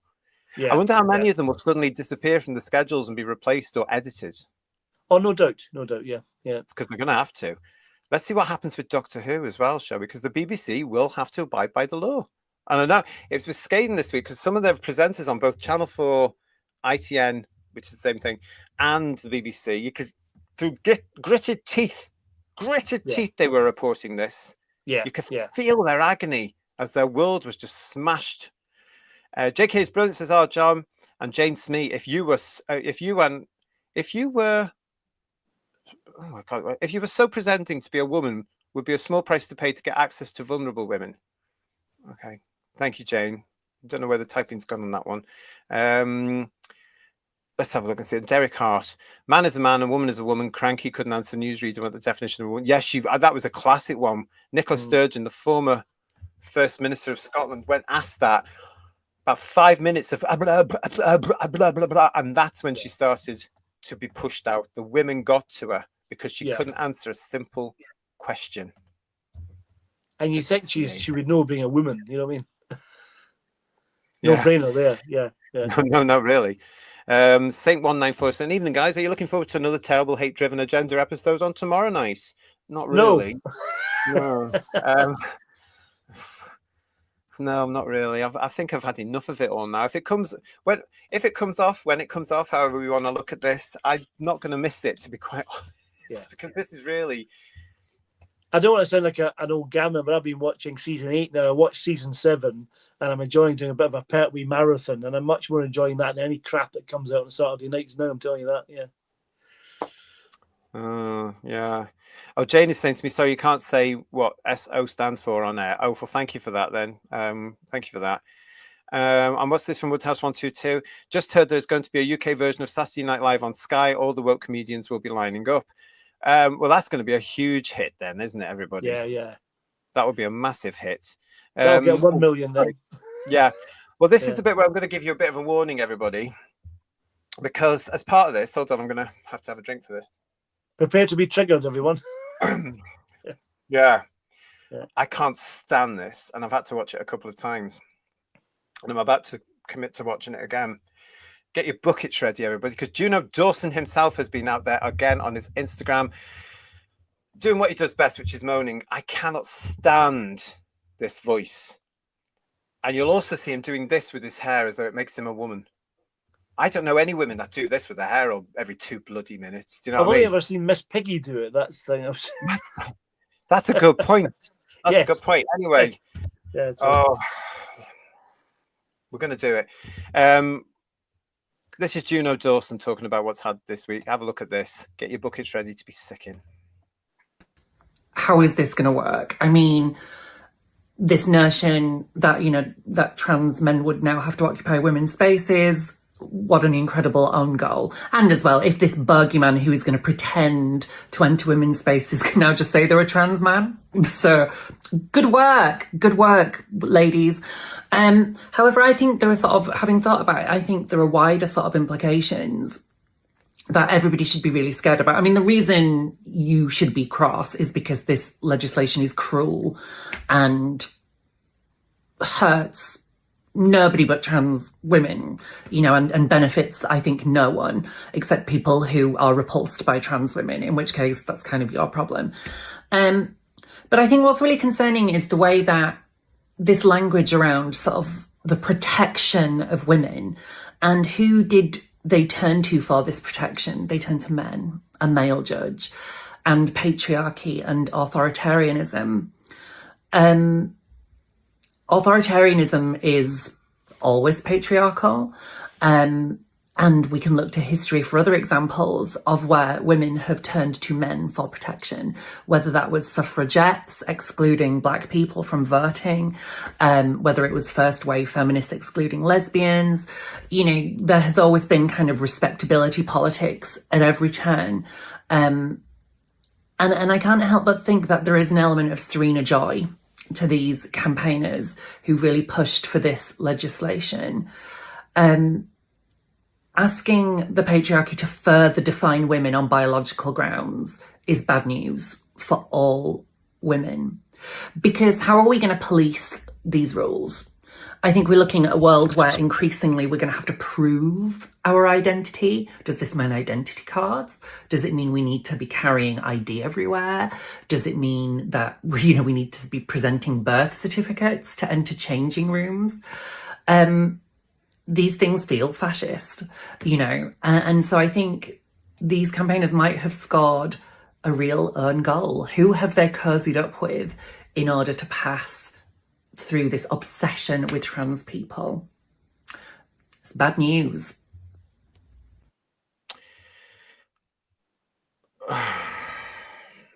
They always appear to be the victim in this case every time, and I'm not repulsed by trans people at all, so I don't understand why that this concept comes out that we're all repulsed by them, that they're freaks. That's not the case at all, you know. And they just keep coming with all this nonsense. Grow up, for God's sake, you know. Yes, I totally agree. What I got from that as well is what Z3PO has said here, and I said this to you before we came on air, didn't I, Paul? Sounds a bit misogynistic. What he has done there, in my eyes, has shown his real misogynistic side there. The way he spoke about these women, the way that they're all speaking about it, more so from him. I mean, I've never liked Juno Dawson since I realized that he was homophobic, and I've shown that on this show before. So to find him writing for Doctor Who for me was horrific, and that's why I'm boycotting his episode, because I cannot bring myself to support the work of a misogynistic homophobe as he is. But yeah, it's victim here yet again, isn't it? And it's all about him. He doesn't care about the fact that who it is actually benefiting, and because he says it doesn't benefit anyone. Yes, it bloody well does, you loon. It's benefiting women, and it's also in that case benefiting, as I said, LGBT people as well. You don't care about anybody except you and your ilk, you know. And this is why there's going to be a problem. And I'm going to be very honest here, everybody. There will now be, and there is now a problem with trans people because of your activists. And it's nothing to do with a lot of the trans people. I mean, well, some of us will know trans people who just are in horror. You know, they look at things in horror about what's going on, not in my name type thing. And they just want to go off and live their life. And quite right, too. And then it's down to the individual to, if you meet somebody, to address them the way you want to. That's the thing. But these people, including you, Dawson, and your activist chums, have been enforcing language on all of us. And that's wrong. You've been telling us, I am a woman. I am a man. You will like that. You will address us by this. You will use my pronouns. You will do this. You will do that. Well, no, guess what? In the United Kingdom, we don't have to, because it's a lie. If you don't like it, bugger off somewhere else. May I suggest Africa or the Middle East, and see how good you have it. I agree with that. I mean, there are a lot of trans people that are sensible, normal people who are not this crazy activist that we've been talking about. And it's scary that these people believe all this stuff that they're spouting. It's absolute nonsense. You know, it's like the majority of trans people are fairly sane people. You know, and it's like, come on, for God's sake. Totally. You know? Yes. You know, but some of them now, especially the ones in show business, have gone completely radical, you know, and are outrageous and banging on a drum about rights. And as I've said to a lot of people, and I've continually said, Paul, but I seem to have said it more in the last 48 hours. Show me what rights transgender people do not have in the United Kingdom right now. And as one activist said to me, they don't have the right to jump ahead in the NHS queue for their surgeries or their treatments. Well, no, because that's not very equal, is it? We all got to wait 7 or 8 months or years, excuse me, to be seen this day, because there's too many people queuing up for the NHS. And the other thing, and enforcing your pronouns and your belief on us is not a right. It's a dictate. Yeah. You know, Lex Kane has given us a super chat. Thank you, Lex Kane. I found on YouTube Roger Cook, the Cook Report. It's an excellent channel. Is that the Roger Cook that used to be on ITV and then got fired? I wonder if it is. I do remember him. Yeah, he got beaten up once, didn't he, when he was doing some program about Do you remember gangsters? that one? Yeah, I remember that. Yeah, very vividly. Yeah. Yeah, it was like a World in Action sequel, wasn't Kind it? of Really? thing. Yeah. Great series. He did some great journalistic things, but for some reason, I can't remember the story now. He was fired from ITV. I will look that up, Lex. Thank you very much. Yeah. I'd be very interested to see what sort of work he's doing now. Stephen Braddock, let's get into the chat pool. Stephen Braddock has given us some hint of how he feels about that. Forbidden Man was saying, "Who is this boring twat?" Well, that was Juno Dawson, everybody, who is writing or has written for this current series of Doctor Who. Of course, is writing the Intergalactic Song Contest one, episode 6. This is the one that might not be shown. What he said. It might not be, and I wonder why. There, I can't wait till we're doing Bedweir's ratings analysis for that one, because I reckon I've just got. I reckon I think we can all do that one ourselves, but can count on our hands if we're lucky. Yeah, you know. Yeah. I reckon that they are actually hoping they don't have to show it because of the football and the Eurovision. I reckon they're saying, please let the football run over. You know, Julianne is also saying, cry harder. Marie UK, women do not play with their hair that much. It makes your hair greasy. Exactly. I remember that from when I had long hair. And when I was bored at school, I used That's to go back a bit, isn't it? I think. It's you. But yeah, I mean, when you see a lot of these people, I'm not talking about genuine ones, genuine trans people as well, trans women, they act in the way they think women are going to act. These men that are identifying as women, who conveniently the activists always ignore and don't acknowledge and don't talk about, you know, these grown men that dress up in stupid outfits and high heels, and you see them on Toki Tiki and stuff, waddling into a front room because they can't walk on high heels. It's not that difficult, for Christ's sake, but you know, it's a case of, it's all a matter of balance, I believe. Yes. Yeah. You know, and you just think, but they always conveniently forget about them. They're the ones that are entering women's spaces as well. They're the ones that are saying when they're going, Dan, I'm a woman, and then idiots in the judicial industry have gone yes, or sector or other have gone yes. Okay, we'll put you into a women's prison because feeling. Oh my God, it makes me sick. Jane Smee is saying, what the actual bleep bleep bleep. Bedweir is with us, actually, speaking of him. Point 1, the Supreme Court hasn't ruled on legislation. That's for governments to decide upon. It is, isn't it? They've just reinforced what's already out there. David B is saying, well, what a bottle toad of Lollocks. Yeah. Very similar. Domgo. Yeah. I know what you're saying there, Domgo. And Time Love Victorious is saying cruel. What the F is just holding up reality because people started getting confused about something since the dawn of time. There are only 2 genders. Marie UK is saying stop making up words. Smash the patriarchy by dressing up, says Mike Disney. Is he still talking? I stopped listening 2 minutes ago, said John Steed. And Duncan is saying to us, get the real men to protect women from pretend women. Yeah, I am so impressed by how many women have actually been standing up for women here. Bearing in mind that we all have a mother, you might have a sister, you might have a wife, aunties, cousins, girlfriends, whatever. You know, I'm so pleased with how many men woke up to this, and then because men are men, they've kept quiet. But at the moment when it needed to be said, they were there to say it, and it was so impressive. Stephen Braddock saying, "No, you're cruel." Totally. Yeah. Julianne talking, the irony. Yeah. I'd carry an ID everywhere, says Terrified Monk. Yeah. Hello, Marine Boy 1966. I'm here late. Who's that long-haired fella? Jason Parker, at a recent AIDS vigil in Manchester, one of the cities of the woke, the speaker began saying the AIDS crisis in the UK was really about TQ ethnic minorities, ignoring the many gay men who died, erasing history, and many idiots nodding. I heard about this, Jason. I was so annoyed about this because I used to go to those very vigils in Manchester, and they were always respectful and honest and moving, because we're remembering people that we'd lost to this terrible thing. Yeah. And when I heard that this has now, as Canal Street has, become part of the TQ cult, and I'd heard from a friend of mine who was there for both of us, really.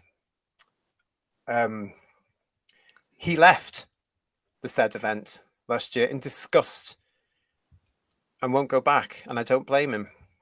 I'm not don't blame surprised. him. Yeah. So shame on them. They're trying to put the shame on all of us, Jason. No, the shame is on them. They've even rewritten, as I've said before, they've rewritten the history of Stonewall, saying it was a transgender that started us and therefore started the gay same-sex rights movement. Bugger off. It was not. Same-sex achievements come from same-sex people. It had nothing to do with the TQ activists at all, I can tell you. Oh dear. Lots of you in the chat with us. Thank you very, very much. Paul Rose is saying, no, it means you use what you were biologically were born as. Bugger off. Using the F word, said Woodhouse 122, is disgusting. He loves it though. They all do. It's another S word and they love it, Paul, don't they? Oh, definitely. Yeah. Just another name to call you. That's all it is. And as I said, I think I said on Wednesday, the really annoying thing about this now is because these idiots who are supposed to be all about love and acceptance and blah, blah, blah, unless you disagree with them, they've used all these insults so many times now. We're all so used to being called isphobe, ot. Means nothing. Yeah, there's no sting to it anymore, is there? I mean, it's just become nonsense. It's like what you expect is that response they're going to get every time. Yeah, and we now expect it, don't we? We get it a lot on the show. Yeah, I've been getting it for years. Yeah, because of my belief, as you'll understand. I don't care. Call me anything you like now. I don't care because it means nothing. Well, the thing about it, sticks and stones may break your bones, etc., etc. You know, as that saying used to go. It's like people need to be stronger. And we're trying to be, and it's like, well, these are just insults that mean nothing. It's just a word they don't properly understand. That's the problem. Sticks and stones may break your bones, but the Supreme Court will come and correct you. Yeah. John, Juno Dawson is lying. I know. The ruling was not written by men. It was written by 2 women and 1 man. Really? I didn't know that myself. So thank you for that, John. What a surprise you didn't do his research. That doesn't surprise me. Yeah. It doesn't at all. And quite frankly, trying to play that card was bloody pathetic anyway. Yeah. Bloody pathetic because, he was implying that the women were bending the knee to a group of men. Well, what do you think they're doing now? You're actually admitting you're a man there, you bloody idiot. I mean, he doesn't think, does he? They're so emotive. They're not, and because they're so intent on pushing their dictate. This is what I mean about they can't see the bigger picture. John Steed saying coping comes to mind. And Dalek can someone please get me a translator? I did not understand anything he said. He's got one of the most annoying voices in history, hasn't he? It does sound a bit like gobbledygook, doesn't it? It's a bit kind of kind of speaking his own language. It makes no sense, But I'd rather listen to several Doctor Who monsters than him. Make of that what you will. Frankie is saying to us, these wokies will scream their heads off about the Carry On films. They have been doing for about 10 years, which is why the Carry On films have been edited. They're going to be on for about 5 minutes at some point. It is the Easter weekend here, by the way, everybody. Paul and I discovered earlier on today that ITV3 is showing Carry On films. And I noticed the one tonight. As far as I'm concerned, the bits that I saw before we came on the air didn't seem to be edited with Carry On Abroad. Wow. Now, I might be wrong, but I've recorded it, so I'm going to go and watch it back. So we will find out. That's one of my favourite 70s ones. I do like that one. It's quite funny. I love all that idea that the hotel's not finished yet. That's brilliant. I know it's a very British thing, but you know what? That's what affected holidaymakers when they started going abroad in the late 70s and 80s, wasn't it? Is the hotel going to be finished?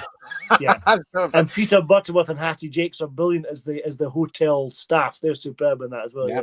And Hattie's second to last one, isn't it? As far as I remember. Yeah. Hugh Janus is saying, repulse, no, I'm fucking sick and tired of it all. And Saint 194, it's protecting women in all aspects of society. Imagine if men would be competing against women in elite sport, boxing, for example, because they're stupidly classed as women by these morons. Well, that has already happened, hasn't it, Saint 194? We've had 2 men this year in women's boxing beating the crap out of those poor women. And I'm so delighted as well that women in sports now are saying no. and walking off the pitch or walking off the ground now, or wherever they are in sports, from snooker to athletics, they're all saying, no, not competing against him. Good for you, girls. Keep it going. Put the pressure on these idiots. And Sebastian Coe as well. Keep going, mate, because he's turning around saying, no, this is not going to, we're not going to allow this. We're not going to allow this. Marie UK is saying scaremongering. Yeah. What else we got here as well from everybody? Bedweir is also saying to us, what a load of absolute nonsense, wild accusations and very derogatory about women who simply wanted the ruling to defend their safe spaces. Exactly. Yeah. Exactly. Hypocritical. Well, you know what he thinks about women. We've already kind of talked about it in shows past. You know, it's like he's no respect for women whatsoever. That's the problem. Exactly. And that came through in that clip, which came from his Instagram. Look at me, victim, victim, victim, says Stephen Braddock. I'm going to get that on a Who's Views t-shirt, everybody. Keep an eye on our shop. And Timo Victorious Emilio saying, if the judge was a woman, they would be saying it's a transphobic cis woman and shouldn't count. Of course they would. Of course, yeah, there'd be some argument for it. Definitely, yeah, it's a good point. Hello, Mark. Mark McIntosh is joining us. Dawson there talking utterly nonsensical tripe. There's a good word, tripe, isn't there? Ugh. And not for the first time. Yeah. Yeah. A Marine Boy 1966. Deluded Dawson likes nothing more than spewing out his I can't say that tonight. Indoctorization propaganda. They're all part of the same thing. Did you notice on the video that Nicola Coughlin had liked it as well? Right, yeah. We've just been talking about her, so there she is. They're all part of this big clique, aren't they? Big clique. What else we got there? Jason, what are you saying to me now? Cry Bully Dawson says in one line about how much they are worried about authoritarian and then wants to impose their authoritarianism in the next line. Trans people could marry long before gay people because it's called heterosexuality. Yeah. It's true, Jason, isn't it? You know, transgender people had the right to marry because they were classed as heterosexual, because they are. You cannot have a transgender lesbian. Yeah. You know, no transgender woman is ever going to be a lesbian. I don't care what they say. You are not a lesbian. You are heterosexual because you are a man attracted to women. You may have done all the operations and stuff and become a trans woman, but you're still attracted to women. Doesn't make you gay. Don't insult us. The whole thing is just upside down and crazy, isn't it? That's the thing. It's just madness, utter madness. It's utterly ridiculous. Utterly ridiculous. Wow, there are a lot of you in the chat with us today. Thank you very much for joining us for this one, Friday, the big show. Great to see you all. John Steed is saying to us, these fools remind me of a goldfish in a bowl, 7 seconds around the bowl, and they forgot the rubbish they have spouted and blame everyone else. That's good when it comes to RTD. Yeah. Isn't this? Because as we prove on this show, he does that, doesn't he, John? You know, he's 1 minute he'll say this, and then he'll say this, and then he'll say this, and he's hypocritical and contradictory. Selective memory, I think it's called. Yeah. Yeah, it could well be. It could well be. Hello, Mark Poskate. How are you? So Juno Dawson was gendered 2 women. He'll have to report himself for hate speech. That's the other thing we now have to look at. Yeah. This hate speech thing which has destroyed our country and destroyed our democracy. Again, it's using the wrong word for the wrong context. It's the word hate doesn't fit. It's not hate at all. It's just the wrong word for the wrong context. If that makes sense, you know what I mean? Yeah. Porsche left is correcting me, saying Carry On Abroad was edited. We didn't see Bab's bum in the shower, but it is a great carry on. Damn. What a lovely bum she had. Yes. Okay, so they still edited them, right? Okay. I didn't watch it all, Paul, but thanks for letting us know. Thank you. A few of you mentioned Sharon Davis in the chat. Sharon Davis has become a legend in my eyes for standing up for women's rights in sports, especially. So fantastic. What's this from Derek? JK, I watched the carry on. It looked okay. Not edited, although I missed the start of the film. Yeah. Right. Thank you for that, everybody. Yeah, so that was Juno Dawson. Bedweir saying 3 judges, 2 women, 1 man, but yet it's the patriarchy. The president and deputy president just agreed. 3 judges, 2 women, 1 man. Yeah. 3 judges, 2 women. I mean, what's he talking about? What's Dawson talking about? He's not got his facts right. He's not done his research. He's just done that kind of knee-jerk reaction that he tends to do, you know? Yeah. Didn't Juno Dawson say that gay guys were too scared to be trans, said Duncan?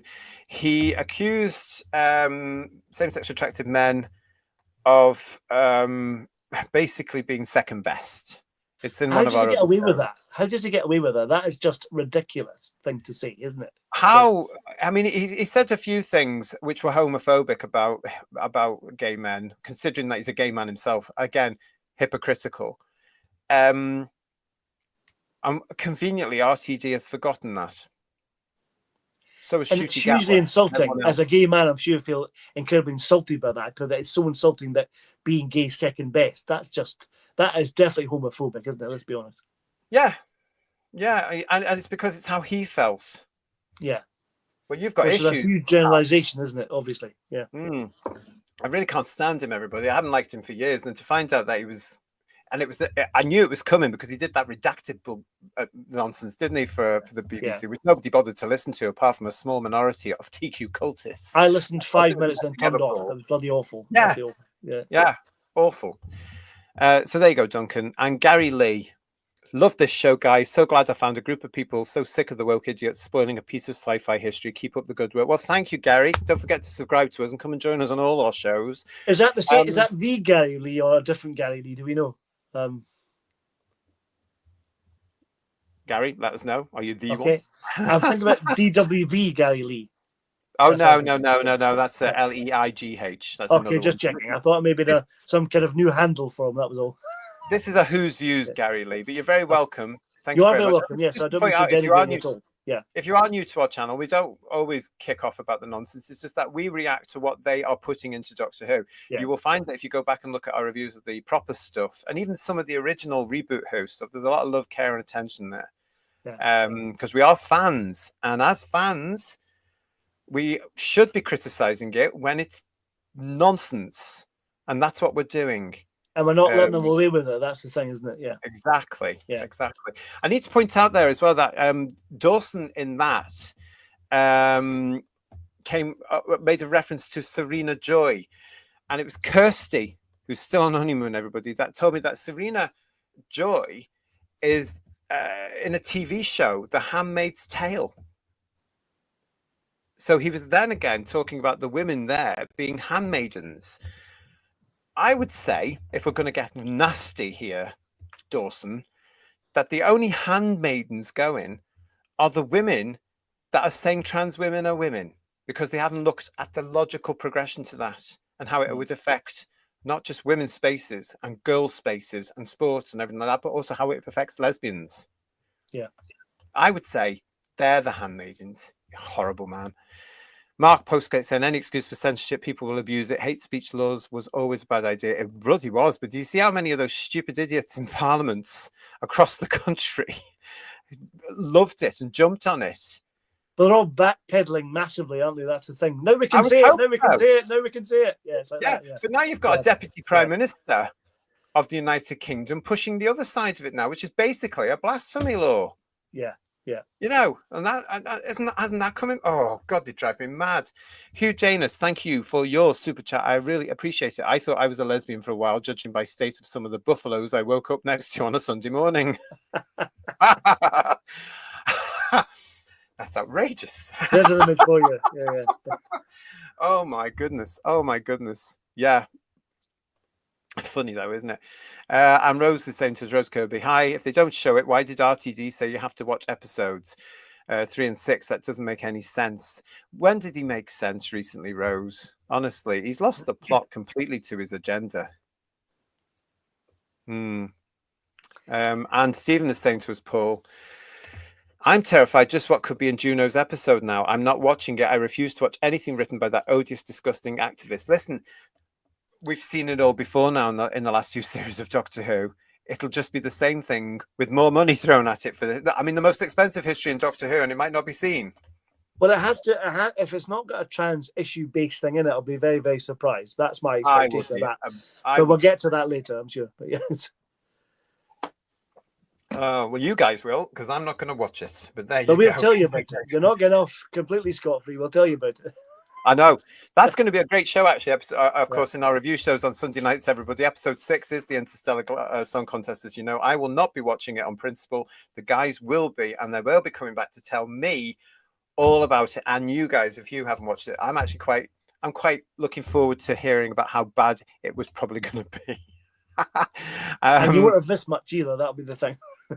No, exactly. So there we go. That was that bit there, everybody. Let's get on to looking forward now. Oh, say for looking forward. Let's move on to looking at tomorrow's episode, which we can all.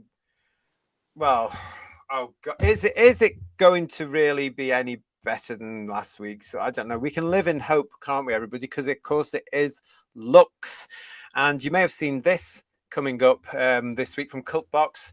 Lux episode to feature actors playing Doctor Who fans. Now, this was a rumor that we heard ages ago, wasn't it, Paul? That there was going to be an episode which was involving Doctor Who fans in the episode, because the whole thing. I think, as you've said before on the show, Paul, that apparently the whole thing about this is the Doctor trapped in some sort of film or something. Yeah, it's film or TV show, that kind of idea sort of thing they're doing, you know. So it's a really bizarre thing, though, isn't it? Why do you want to be so meta, firstly, which I think is hugely pretentious, but it's like, why are you doing this? It's utter crap, honestly. This is where that whole title of the last episode sort of comes into play now, as the reality war, of course. But we are getting into this now. Doctor Who magazine apparently put this into the latest edition. I couldn't see it, but this, thank goodness for Cultbox, because they did. According to a description of the contents, in the next Doctor Who magazine, 3 actors will portray Doctor Who fans in what must be some very meta scenes. The second season 2 episode Lux. The magazine will include a chat with Bronte Barbe, Samia Arian, and Steph Lacey, who played Doctor Who fans Lizzie, Hassan, and Robin as they recorded scenes for the episode. With Mrs. Flood breaking the fourth wall to talk to the Doctor Who audience, a cartoon character emerging from a cinema screen, and the Doctor and Belinda transformed into cartoon form, it seems anything is possible in this Whoniverse. It will be fun to see how these scenes play out. Really? You think so? Doctor Who Magazine 616 will also feature RTD on writing Lux, and the Framestore team will explain how they brought Lux villain 2D cartoon character Mr. Ring Ding Dong Ding Ding Dong Ding to life. So, yeah, they're the people that are the fans here. They are here. I have an objection. I hope they're actually proper Doctor Who fans, because I'm still annoyed with Russell's claim that only gay actors can play gay parts. So based on that premise, they have to be proper Doctor Who fans to play Doctor Who fans, surely.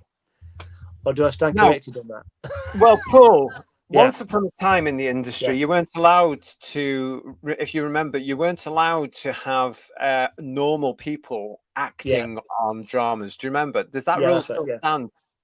Well, bizarrely now, there's a thing called like involving real people. I think they do now. And there's casting agencies who get people who do real jobs, have retired from a real job, and then maybe play a police person or whatever, and they've got experience of being that particular job. It's like, well, what is the point of being an actor if you can't bloody well act? What's the point of going to drama school and spending 4 or 5 years in agony?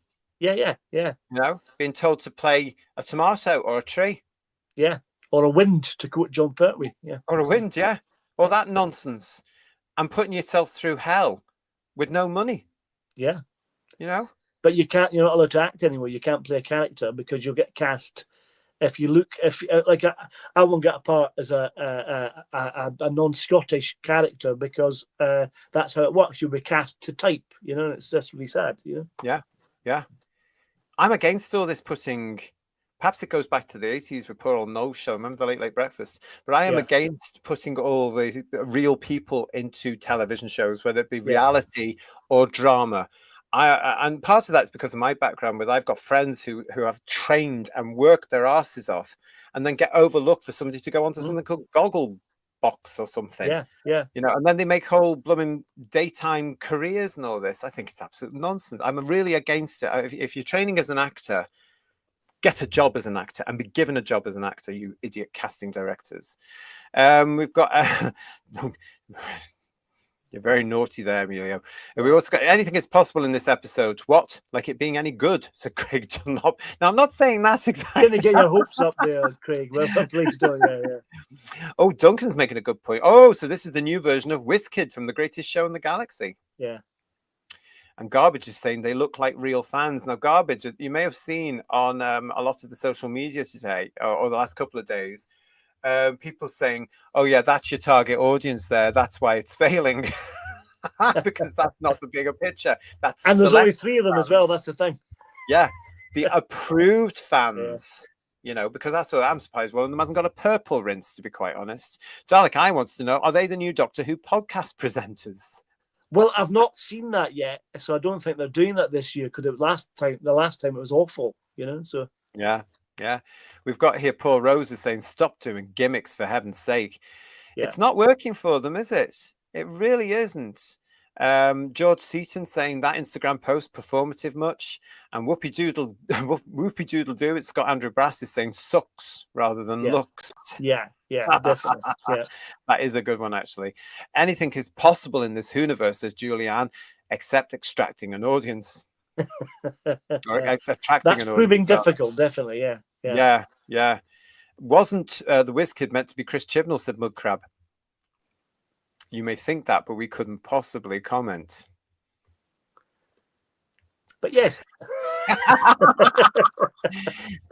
Right, so looking at looks, here we go with our now traditional here on Who's Views. Look at the BBC, at the United Kingdom TV listings magazines for tomorrow's episode. Now, surprisingly, considering various shows that we've done previously, the various magazines have been quite supportive of Doctor Who. You may be very interested to learn that only 4 of the TV listings magazines this week covered Doctor Who. Oh, 4 of them. They're fed up already of it. That's interesting. It could be that they're waiting for some more stuff and they're allocating the time to other stuff, or it could be they just can't be arsed with it. So let's have a look. Maybe the stress might be getting to them, having to say how brilliant it is every week. Oh, and I just want to point out to those of you that got in touch with me this week, I had forgot to say last week, for those of you who don't know outside the UK, some of these TV listing magazines, especially the ones with a soap flavour, are now edited by ex-Doctor Who magazine editors. Oh, including Gary Gillett. Oh, really? Really? I was wondering where he got to, but here he is. There's a couple of them. Anyway, let's get into this. We're going to start now with this one, everybody. This is what's on TV. You can see there, that is the cover. No Doctor Who representation on the cover. But I'm absolutely delighted that the majority of these weekends all mention the word Easter, which, of course, is now under threat here in the UK. Yeah, it's interesting, yeah. It is, isn't it? So well done to them. So, yeah, there we go. Inside, however, a little bit from what's on TV. We've got this as well. It makes the pick of the day. Press for time, Belinda finds herself in 1950s Miami, where a zany cartoon character has come to life after stepping out of a cinema screen. They've done a little review for it there as well, as you can see, for what's on TV. And they had this for what's on TV as well. Cartoon Chaos, Belinda and the Doctor battle an animated antagonist in 1950s Miami. They do mention there, as you can see, Linus Roachpool. Yeah, and the tank top, yeah. He looks very good, actually. In the he does. I think he looks very sinister in the clips I've seen. Yeah, he looks really good. Yeah, there were pictures released from the BBC this week, actually, which, of course, we will be featuring in our show on Sunday of him. So there's going to be a little bit of a surprise for you if you haven't seen them. But what this says here, everybody, is the Doctor takes new companion Belinda on her first proper adventure this week as the pair touch down in Miami in 1952. But Belinda is still not exactly a willing traveller on the TARDIS. Viewers can expect to see the Doctor challenged by Belinda in a way that he hasn't been before, says Ncuti. He's very used to charming his way out of anything and getting what he wants. But Belinda doesn't want to be in a spaceship with him. She wants to go home. She has no interest in exploring the universe with a man who breaks his promises. It's an interesting dynamic. When they touch down in Miami, however, Belinda begins to appreciate some of the advantages of being able to witness history up close. But inevitably, danger is also lurking, as the pair soon find themselves fighting for their lives against the cartoon name Mr. Ring-a-Ding-Dong-Ding-Ding, a cheerful character who spent years being shown in cinemas across the land. But when he breaks out of the screen and into the real world, there are also terrifying consequences. This season is scarier than the last one, says Ncuti. There's a quality that feels more psychologically chilling. There are moments when you see darker elements of the Doctor, his more vindictive side, and it's interesting to play with that. Really? Yeah, I'm trying to imagine Ncuti being charismatic and charming and trying to win people over, because that's not worked for me for sure. Yeah. No, not at all. We have to also be looking out for an element. It's alleged that this episode also has an element of racism in it against white people, and it highlights that. In fact, what I was reading reminded me of the one that you guys have told me about, Paul, in the Whittaker era. Oh, the one with the space racist, the Rosa was the episode was called. Thank Rosa you. Fox. That's the episode. Yeah. Yes. So this reminds me that there could be overtones from that. So we'll soon find out tomorrow, everybody. I wonder if Linus Roach will be playing that particular protagonist. Then that might be the person. Maybe. Well, that's what I thought. Yeah. So it's going to be interesting to see, isn't it?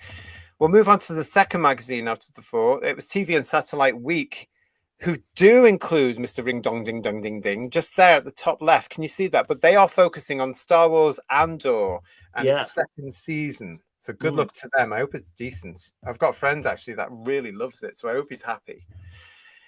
We'll go inside TV and Satellite Week, and here is the article. Toon Terror, it goes on to. It's very similar, Paul and Whoviewers, to what was in the last what's on TV. And again, it makes me think that it's all out there. It's one of these things that it's come from a publicity sheet, and they're just taking the things that it's not a press conference for each individual, like a press kit type thing, sort of idea. That sort of thing. That sort of thing. So we'll go to this thing, and it says this week's episode sees the pair embark on their first proper trip together through time and space as they land in Miami in 1952.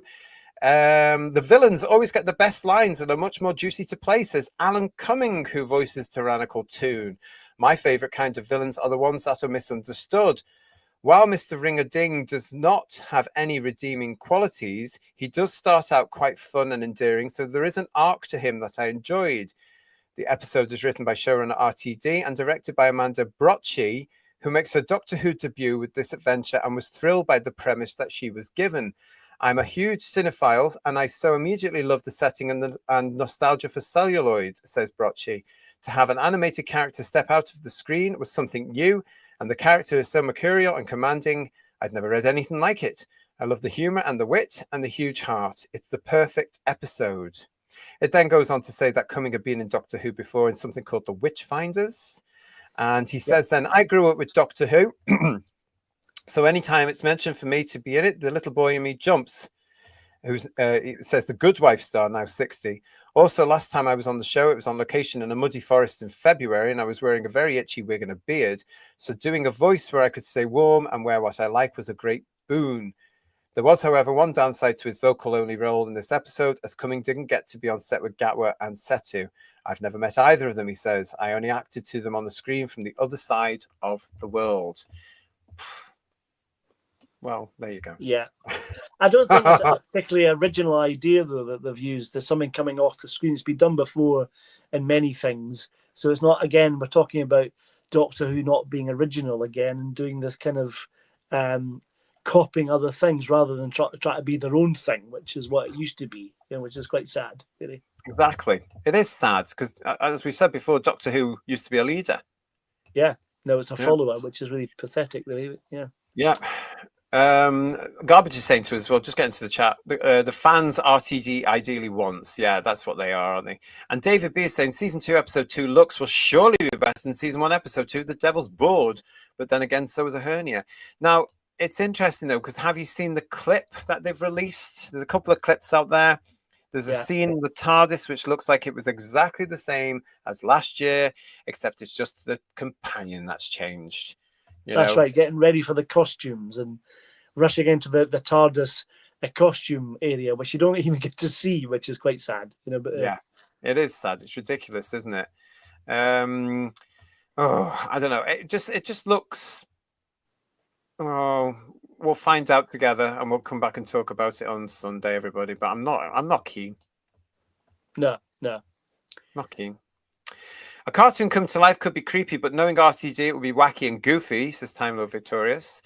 Lex is saying, I still think Lux will get lower ratings, and he's saying 1.2. We did the ratings game last Sunday. We're going to be looking at that on the next show on Sunday.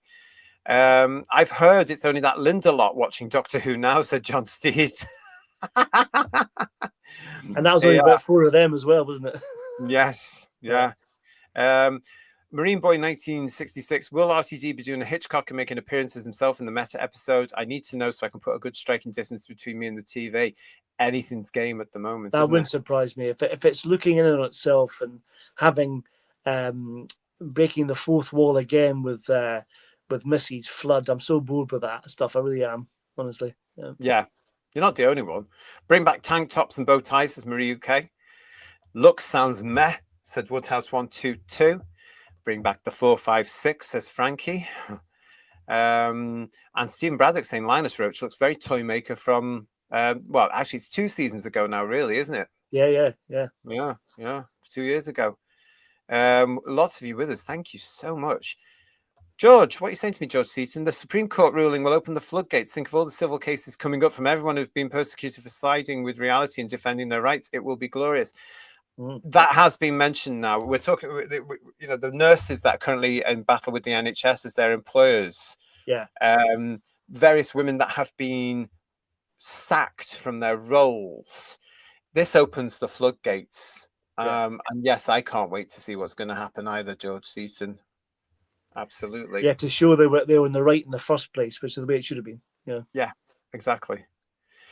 Oh, what else? Really? Woodhouse 122 saying Cummings was embarrassing in the Witchfinders episode. I to be fair, I thought it was okay. I'm not a big fan of Alan Cummings, to be honest, as an actor, but he's playing James VI, who was an obsessive about witch hunting and stuff, and it was okay. It was okay, yeah. He played King James as gay, though. Says Julian. Well, he played him as Alan Cummings, to be fair.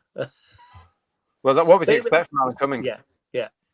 And bearing in mind that Alan Cummings is also part of the TQ cult, everybody. Yeah. Not one of my favourite people anymore, unfortunately. I used to like him when he did The High Life and The Good Wife and all this sort of stuff. Go back that far, Paul. Yeah. And what was the double act they had with Forbes Mason? What was it? The two, what from the called Victor and Barry? Remember them? Yes, of course. Yeah, of course. Very funny.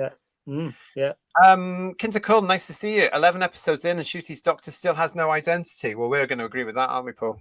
Oh, God, yeah. Where's the doctor? This should be called. Dr. Where should be called. Yeah. I've never known a series to not have its lead character in it for so long. Oh, Blake 7, I suppose. Yeah. 2 series of Blake 7 went without Blake. Or Taggart without Taggart, that kind of thing. I mean, that was different, to be fair, though. Yeah. That was familiar, I suppose so. And Ron Sapp is saying, Ring Ding, Betty Boop did this long ago. Oh, yes, it was Betty Boop. Betty Boop. I was trying to remember who did this. You're right. It was Betty Boop. She came out the screen, didn't she, as it were? They did an episode. And then we had all the things with Roger Rabbit, of course. But even doing the same thing, if you look at the Bed Knobs and Broomsticks or Mary Poppins, when you have characters interacting with the animation, it's all been done kind of to death a little bit. You know what I mean? Yeah. Yeah.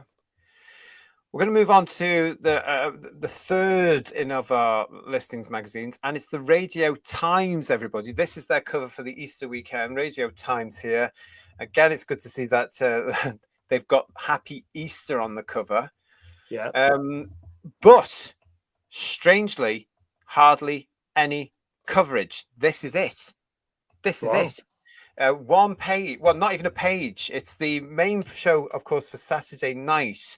The word cartoonish is usually used pejoratively by TV previews, but here it's an apt description for the threat this week has neither skin nor monster hide, and it is instead an animated antagonist by the name of Mr. Ring-a-Ding. He's seen at the outset terrifying filmgoers in 1950s Florida by stepping through the screen of a cinema, which is later left creepily abandoned. But before you can say, Doctor Who, where are you? The Time Lord and companion Belinda have formed a mini Scooby gang and have entered the picture house to quiz its caretaker. What they find is an adventure that, when it comes to both its villain and ambition, certainly pushes at the frame. Yeah, that's that wonderful line I'm looking forward to. I'm Velma, honey. That's the line, wasn't it? Yeah. So, oh God, that's when we all knew it was going to be the same as last year. Definitely, didn't we, with that clip? Yeah. They do, of course, have the listing as normal in the Radio Times, as you can see it here with the cast listing. So I'll leave that up for you there for a little while there. Yeah, Mrs. Flood makes an appearance again. We've actually seen her in this one already. She's in the audience. It's in the trailer. Is that from that one? It's not from the one with the Juno Dawson episode. It's not from that one. Oh, I don't know. I just saw something today that was it. So I'm quoting. Well, maybe that. I don't know. You could be right. I just wondered We'll because I find thought. out tomorrow. Yeah. We'll find out tomorrow. But there we go. Signed repeat Thursday 2:20, and as Redweir was mentioning on our headline show on Wednesday, no BBC Three repeat. Everybody. Oh, well, that's interesting. So they can't claim viewers for that one then. Yeah. Yeah. That random bloke in the chat is saying to us that's JNT 1988 level coverage. The show is doomed. At least John was producing Blummin' Doctor Who, and it was recognisable as Doctor Who. It's like John Craven's back page used to get that kind of thing. That was it. Yeah. And that was nothing to do with John, because he was always trying to push the Radio Times to do more. That because that was the day, of course, when the Radio Times was owned by the BBC, and they didn't want to know, did they, Paul? Yeah, they didn't. They were just they liked to eat themselves, didn't they? The BBC. Yeah. Like remember Open Air. Yeah. Well, let's not go into that. Hey, listen, surprisingly, Who viewers, the biggest coverage to the second episode of the second series of alleged Doctor Who goes to the TV Times. Yes, the Radio Times rival. Now, this is what I call coverage. Wow. Lost in time, the article screams. Now, look at that. It's 2 whole blooming pages, everybody. And look, he's wearing that leather really jacket is. again in that picture. There he goes. There's his identity there, just in that picture. Yeah. So that picture, Paul, I reckon, has come from what do you call it? The Christmas one, because the shirt is the Christmas one that you wore. I think you may be right. Yes, I think you're right. Yeah. But to be honest, I think that's a good picture, and I think it's nearly a Doctor Who style picture. Yeah, I agree. Yeah. You know, De Pablo was saying I was in shock after that show. Which one? All the Doctor Who ones. Gilliam, thank you for your super chat. Ring ding, Terry Thomas, maybe. If only. If only. Yeah. Now that would be a villain. God love him, Terry Thomas, big hero. But if he'd been around them, they'd done something with that sort of voice as a villain, I'd find that quite scary, quite frankly. You know, that charm would be awful, wouldn't it? But thank you for that, Guillaume. Thank you so much for your super chat. Let's get into this one, because this is, as I say, this is the the TV Times. Now, it does have a big interview here, if you like. That's too grand. A chat with Ncuti Gatwa. This is your second season as the Doctor, Ncuti. Will we see a new side to the character in this 8-part run? Yes, we saw a little bit of it in Joy to the World. I think there are a couple of moments where the Doctor gets quite mean in order to achieve the greater good, and times where you see darker, more vindictive elements of them. That was exciting because I hadn't seen that before. Of course, we know that. I mean, look, listen, this is where I get really annoyed, because he's so part of this cult, Paul. Yeah. He's switching the pronouns here. We noticed. Oh, yeah. I'm going to switch them back if I can, people, to reality. All right, because the Doctor isn't a them. He should be a he. That's my point of view. Yeah. So let's go for that again. Of course, we know him as a hero and a good guy. I mean, he said there we know them as a hero and a good guy. How contradictory. But the Doctor is a humanoid life form, and therefore a complex emotional being who has a dark elements to him as well. It's interesting to play with that this season. TV Times, what dynamic can we expect between the Doctor and Belinda now that they're time traveling together, albeit reluctantly on her part? Gatwa says, I think viewers can expect to see the Doctor challenged by Belinda in a way that they haven't been before. The Doctor is very used to charming his way out of anything and ultimately getting what he wants. God. But Belinda doesn't want to be in a spaceship. She wants to go home and has no interest in exploring the universe with someone who breaks all their promises. See how all the things are quite similar here? Yeah. It starts out quite push and pull, I think, with Ruby Sunday. It was like 2 magnets attracted to each other, but this relationship is like they're trying to figure each other out. The amount that the Doctor learns from Belinda about himself, bloody hell, and his less desirable qualities helps him to grow. How did that compare to the? I know it's tiring, isn't it? How did that compare to the relationship between you and Varada? Varada had been on the Doctor Who set before, playing a different character. We had spent a month or 2 working together, and we got on really well, so it felt weirdly familiar. It was exciting as well. I felt a bit like a kid, you know, when you show a friend your favorite film and you talk all the way through it, telling them what's going to happen. It was like that. Everyone was excited by this fresh energy to enter the Whoniverse, and she smashed it. I know what I'd like to smash right now. I really do. It's the bit about the Doctor, learn stuff about himself. It's like, I don't want to learn stuff about the Doctor. He's meant to be a mystery. It's like he's meant to be an enigma. It's like, let's have the Doctor, for goodness sake. Yeah. Well, I've got all this bit in here as well, and that's the bit that she smashed it there. Then we go on to this bit here. Are there any monsters who will have us hiding behind the sofa in this series?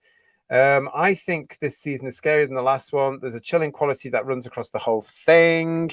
My favorite monster is the one from next week episode, The Well. That's like a psychological thriller. Oh, intriguing, says TV Times dutifully. Your Doctor has an ever-changing wardrobe. Will there be another collection of amazing ensembles this time? Yes, you can expect a different look in every episode this year. One that is, as always, very suited for their adventures. It's interesting to see what each costume brings out of you as an actor and how it informs the story. It was nice to continue that fashion journey with the Doctor. Boring. What have been your most memorable experiences as the Doctor so far? Certainly the first scenes I shot in the interior of the TARDIS. It just felt so epic and monumental to be at the helm of that console, which has been going for over 60 years.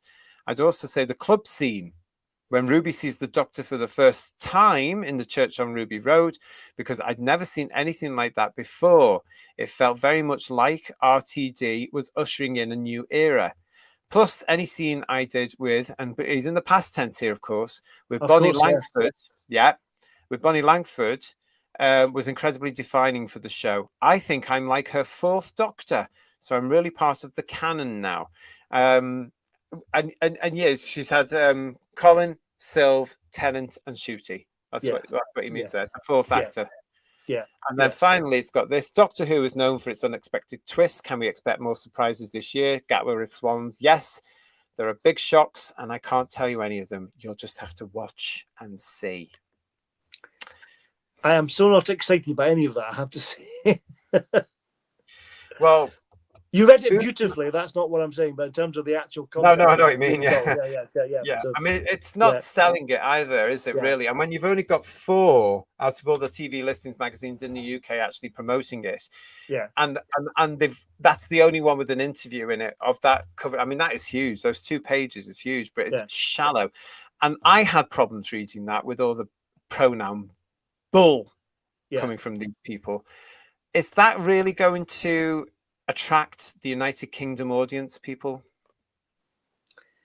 I mean, the episode 3 one they talked about, The Well, that's allegedly some kind of sequel to Midnight, which sounds like an awful idea because Midnight was a great standalone episode. If that is the case, then it might be the more scary one of the season, but scary on whose terms I'm not really sure, because I don't think they're making them scary enough, if that makes sense, Well, they won't, because they don't want to upset the children and make them anxious, even though they are doing it in reality every day. As scary as the last one, oh God, no, says Stephen Braddock. And Woodhouse 122 saying to us, yes, cancellation. Since when has Doctor Who been about the Doctor's fashion journey, says Bill Lowry. Yeah. It's a good point. And Marjorie's with us saying, last time I checked, the Doctor is a he, not a they, an alien played by a white English male. I know what you're saying there, Marjorie. I always said that, as long as it's male, I don't mind what the ethnicity of the actor is, as long as he understands the Doctor and he can play it. That hasn't happened in the last 2 cases. We've had Jodie Whittaker who couldn't understand the Doctor at all. And now we've got Gatwa, who's been misinformed by his showrunner and producers. And that's a crime when I think so. It's a wasted opportunity for any actor to take on the role, not to get the sense of the character and create his own version without all these hindrances that Ross has put on him. Yeah.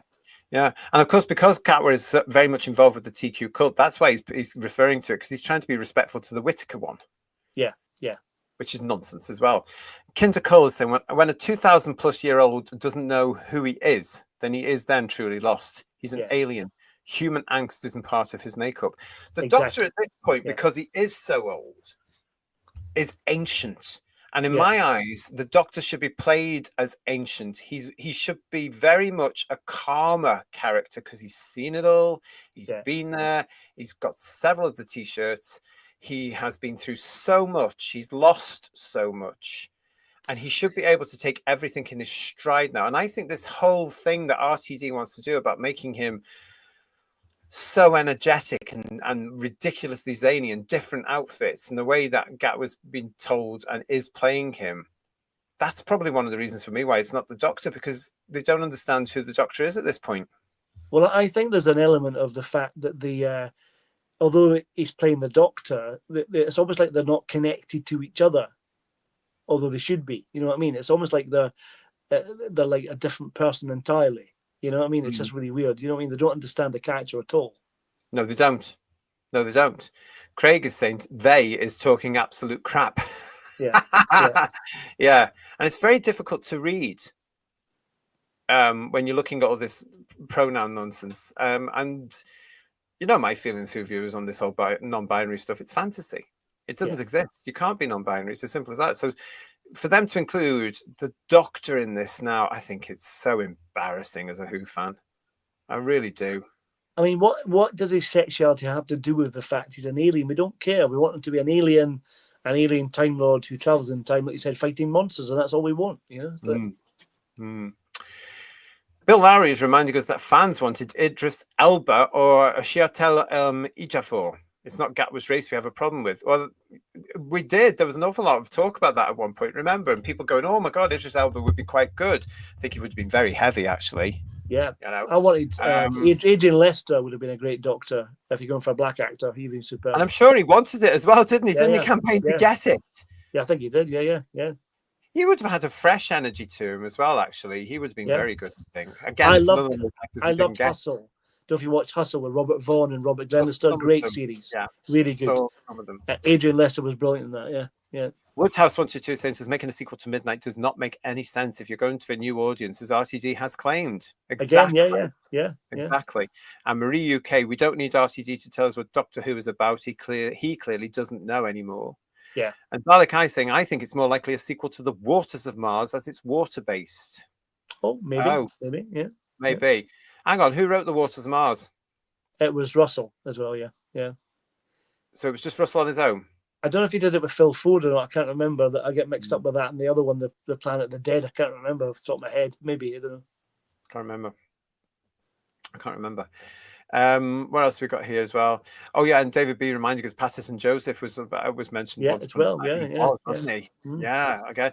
Yeah. So again, they're assuming so much, these people, these idiots in our favorite show now, because of their nonsense and the way that they look at people. They just assume. Thanks, Time of Victorious. So that was it. That was all, Paul. That's all the TV Listings magazine for this week. Just them. Well, it's not going to help the coverage. It's not going to help the ratings if they're not pushing it enough, are they? I've not seen many trailers for it either on terrestrial telly. Oh, really? Yeah. So yeah. But... Now you see, my mind's going into overdrive now with all these theories. Well, you remember when season 26 went out? It was almost like it never existed. It feels a bit like that. They're just trying to get it out, get it off. That's it done. Yeah. Well, we were talking about that, weren't we? Which is why it could be on so early at a time which doesn't really suit the Doctor, because you've got all this sports stuff going around it as well. Yeah. But if they have to, actually, because of the Interstellar Song Contest, they were desperate to get it on that night, weren't they? With the Eurovision night, because here in the UK, you're supposed to have the Interstellar Song Contest and Doctor Who bleeding into the real Eurovision contest, which is going to be screened that night. It's possibly not going to work that way for them. No. Tom Baker worked as the Doctor for 7 years, says Lex. He made him so alien, which Gatwa is not. And Paul Rose, they need to push it right into a dark corner. Yeah. John Steed is also saying the magic is long gone for this love show since agenda took over from the story. And there is no good actors out there just now to be the Doctor, says Frankie Stanager. I don't know if that's strictly true, but it's all about casting choices. And I think they've made many wrong casting choices. And again, I know it's all subjective, who you like and all that kind of thing, but I think probably there are lots of actors that could play the Doctor, but they've just not had the chance, But... I'd still say Aneurin Bernard. Oh, yeah. I think he would just for his hair. He's got superb hair. Yeah. And his eyes, but also because of his talent, of course. I think he would have been a cracking Doctor. And I think if they'd had him, the scripts we've been given would have been totally different, because there wouldn't have been any of this TQ nonsense in it. Yeah. Well, there would have been, because it's Russell, but he certainly wouldn't have played him as queer. Well, just look how he played the character of the Prime Minister in the Sympathy Yards. He was brilliant in that, superb. Yeah. And imagine him as the Doctor. What a wasted opportunity that was. Yeah. And of course, he's starring in Mr. Burton at the moment now, which is available at your cinemas if you want to go and look at that now. He's really good in that as well. And he's only got a small part in it, but his presence is felt. Yeah. Duncan Evans is saying to us, I'd love to check the audience against Paradise audience figures that show that I had no promotion, but always gets viewers. Mm. Oh. Yeah. Well, we will be looking at the ratings next week here on Headlines, of course. So come back and see. Lots of you agree with Paul here. The only trailers, says Stephen Braddock, I've seen are online. I've seen none on television at all. Yeah. Wow. They've shown those crappy crossover trailers, with The Apprentice and EastEnders. I'm not seeing any more of those because they were awful, and the Traitors one and all that kind of stuff. Wow. I'm so glad I don't watch any of this television, but we will be tuning in. We will be looking at the next one, which is, as we know, it's Lux, which means that here on Easter Day itself, Sunday, the 20th of April, we will be here on the channel live at 8 o'clock with Who's Views Reviews as we look into this episode. Myself and the Whotastic panel will be here. So come and join us live at 8 o'clock on Easter Day as we look at this for your big review show. Are we allowed to bring chocolate with us? Is that allowed? You can bring anything that's going to get you through. I'm so nonplussed about this already. There's only episode 2. Honestly. Yeah, I know. Yeah. I know, ridiculous. But yeah, there's going to be lots of fun and mirth and lots of froth, I am sure, as we see yes. hits the spot.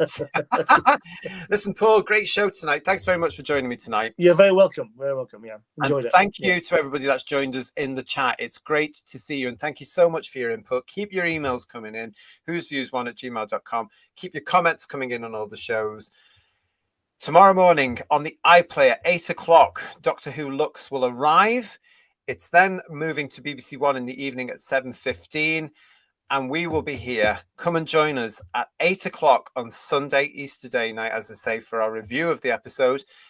And if you want to, you can come and join me live at 6. I wonder what I'll be kicking off about before that for your warm-up show. Great to see you all. If you're new to the channel, welcome. Please subscribe to the channel. If you have already subscribed, please make sure you are still subscribed. From Paul and me, thank you so much for joining us. We'll see you next time here on Who's Views for Lux. Oh, God. Good luck. Ta-ra, everybody. Good night. Good night, everyone. Bye-bye. Have a good day. Happy Easter. Happy Easter.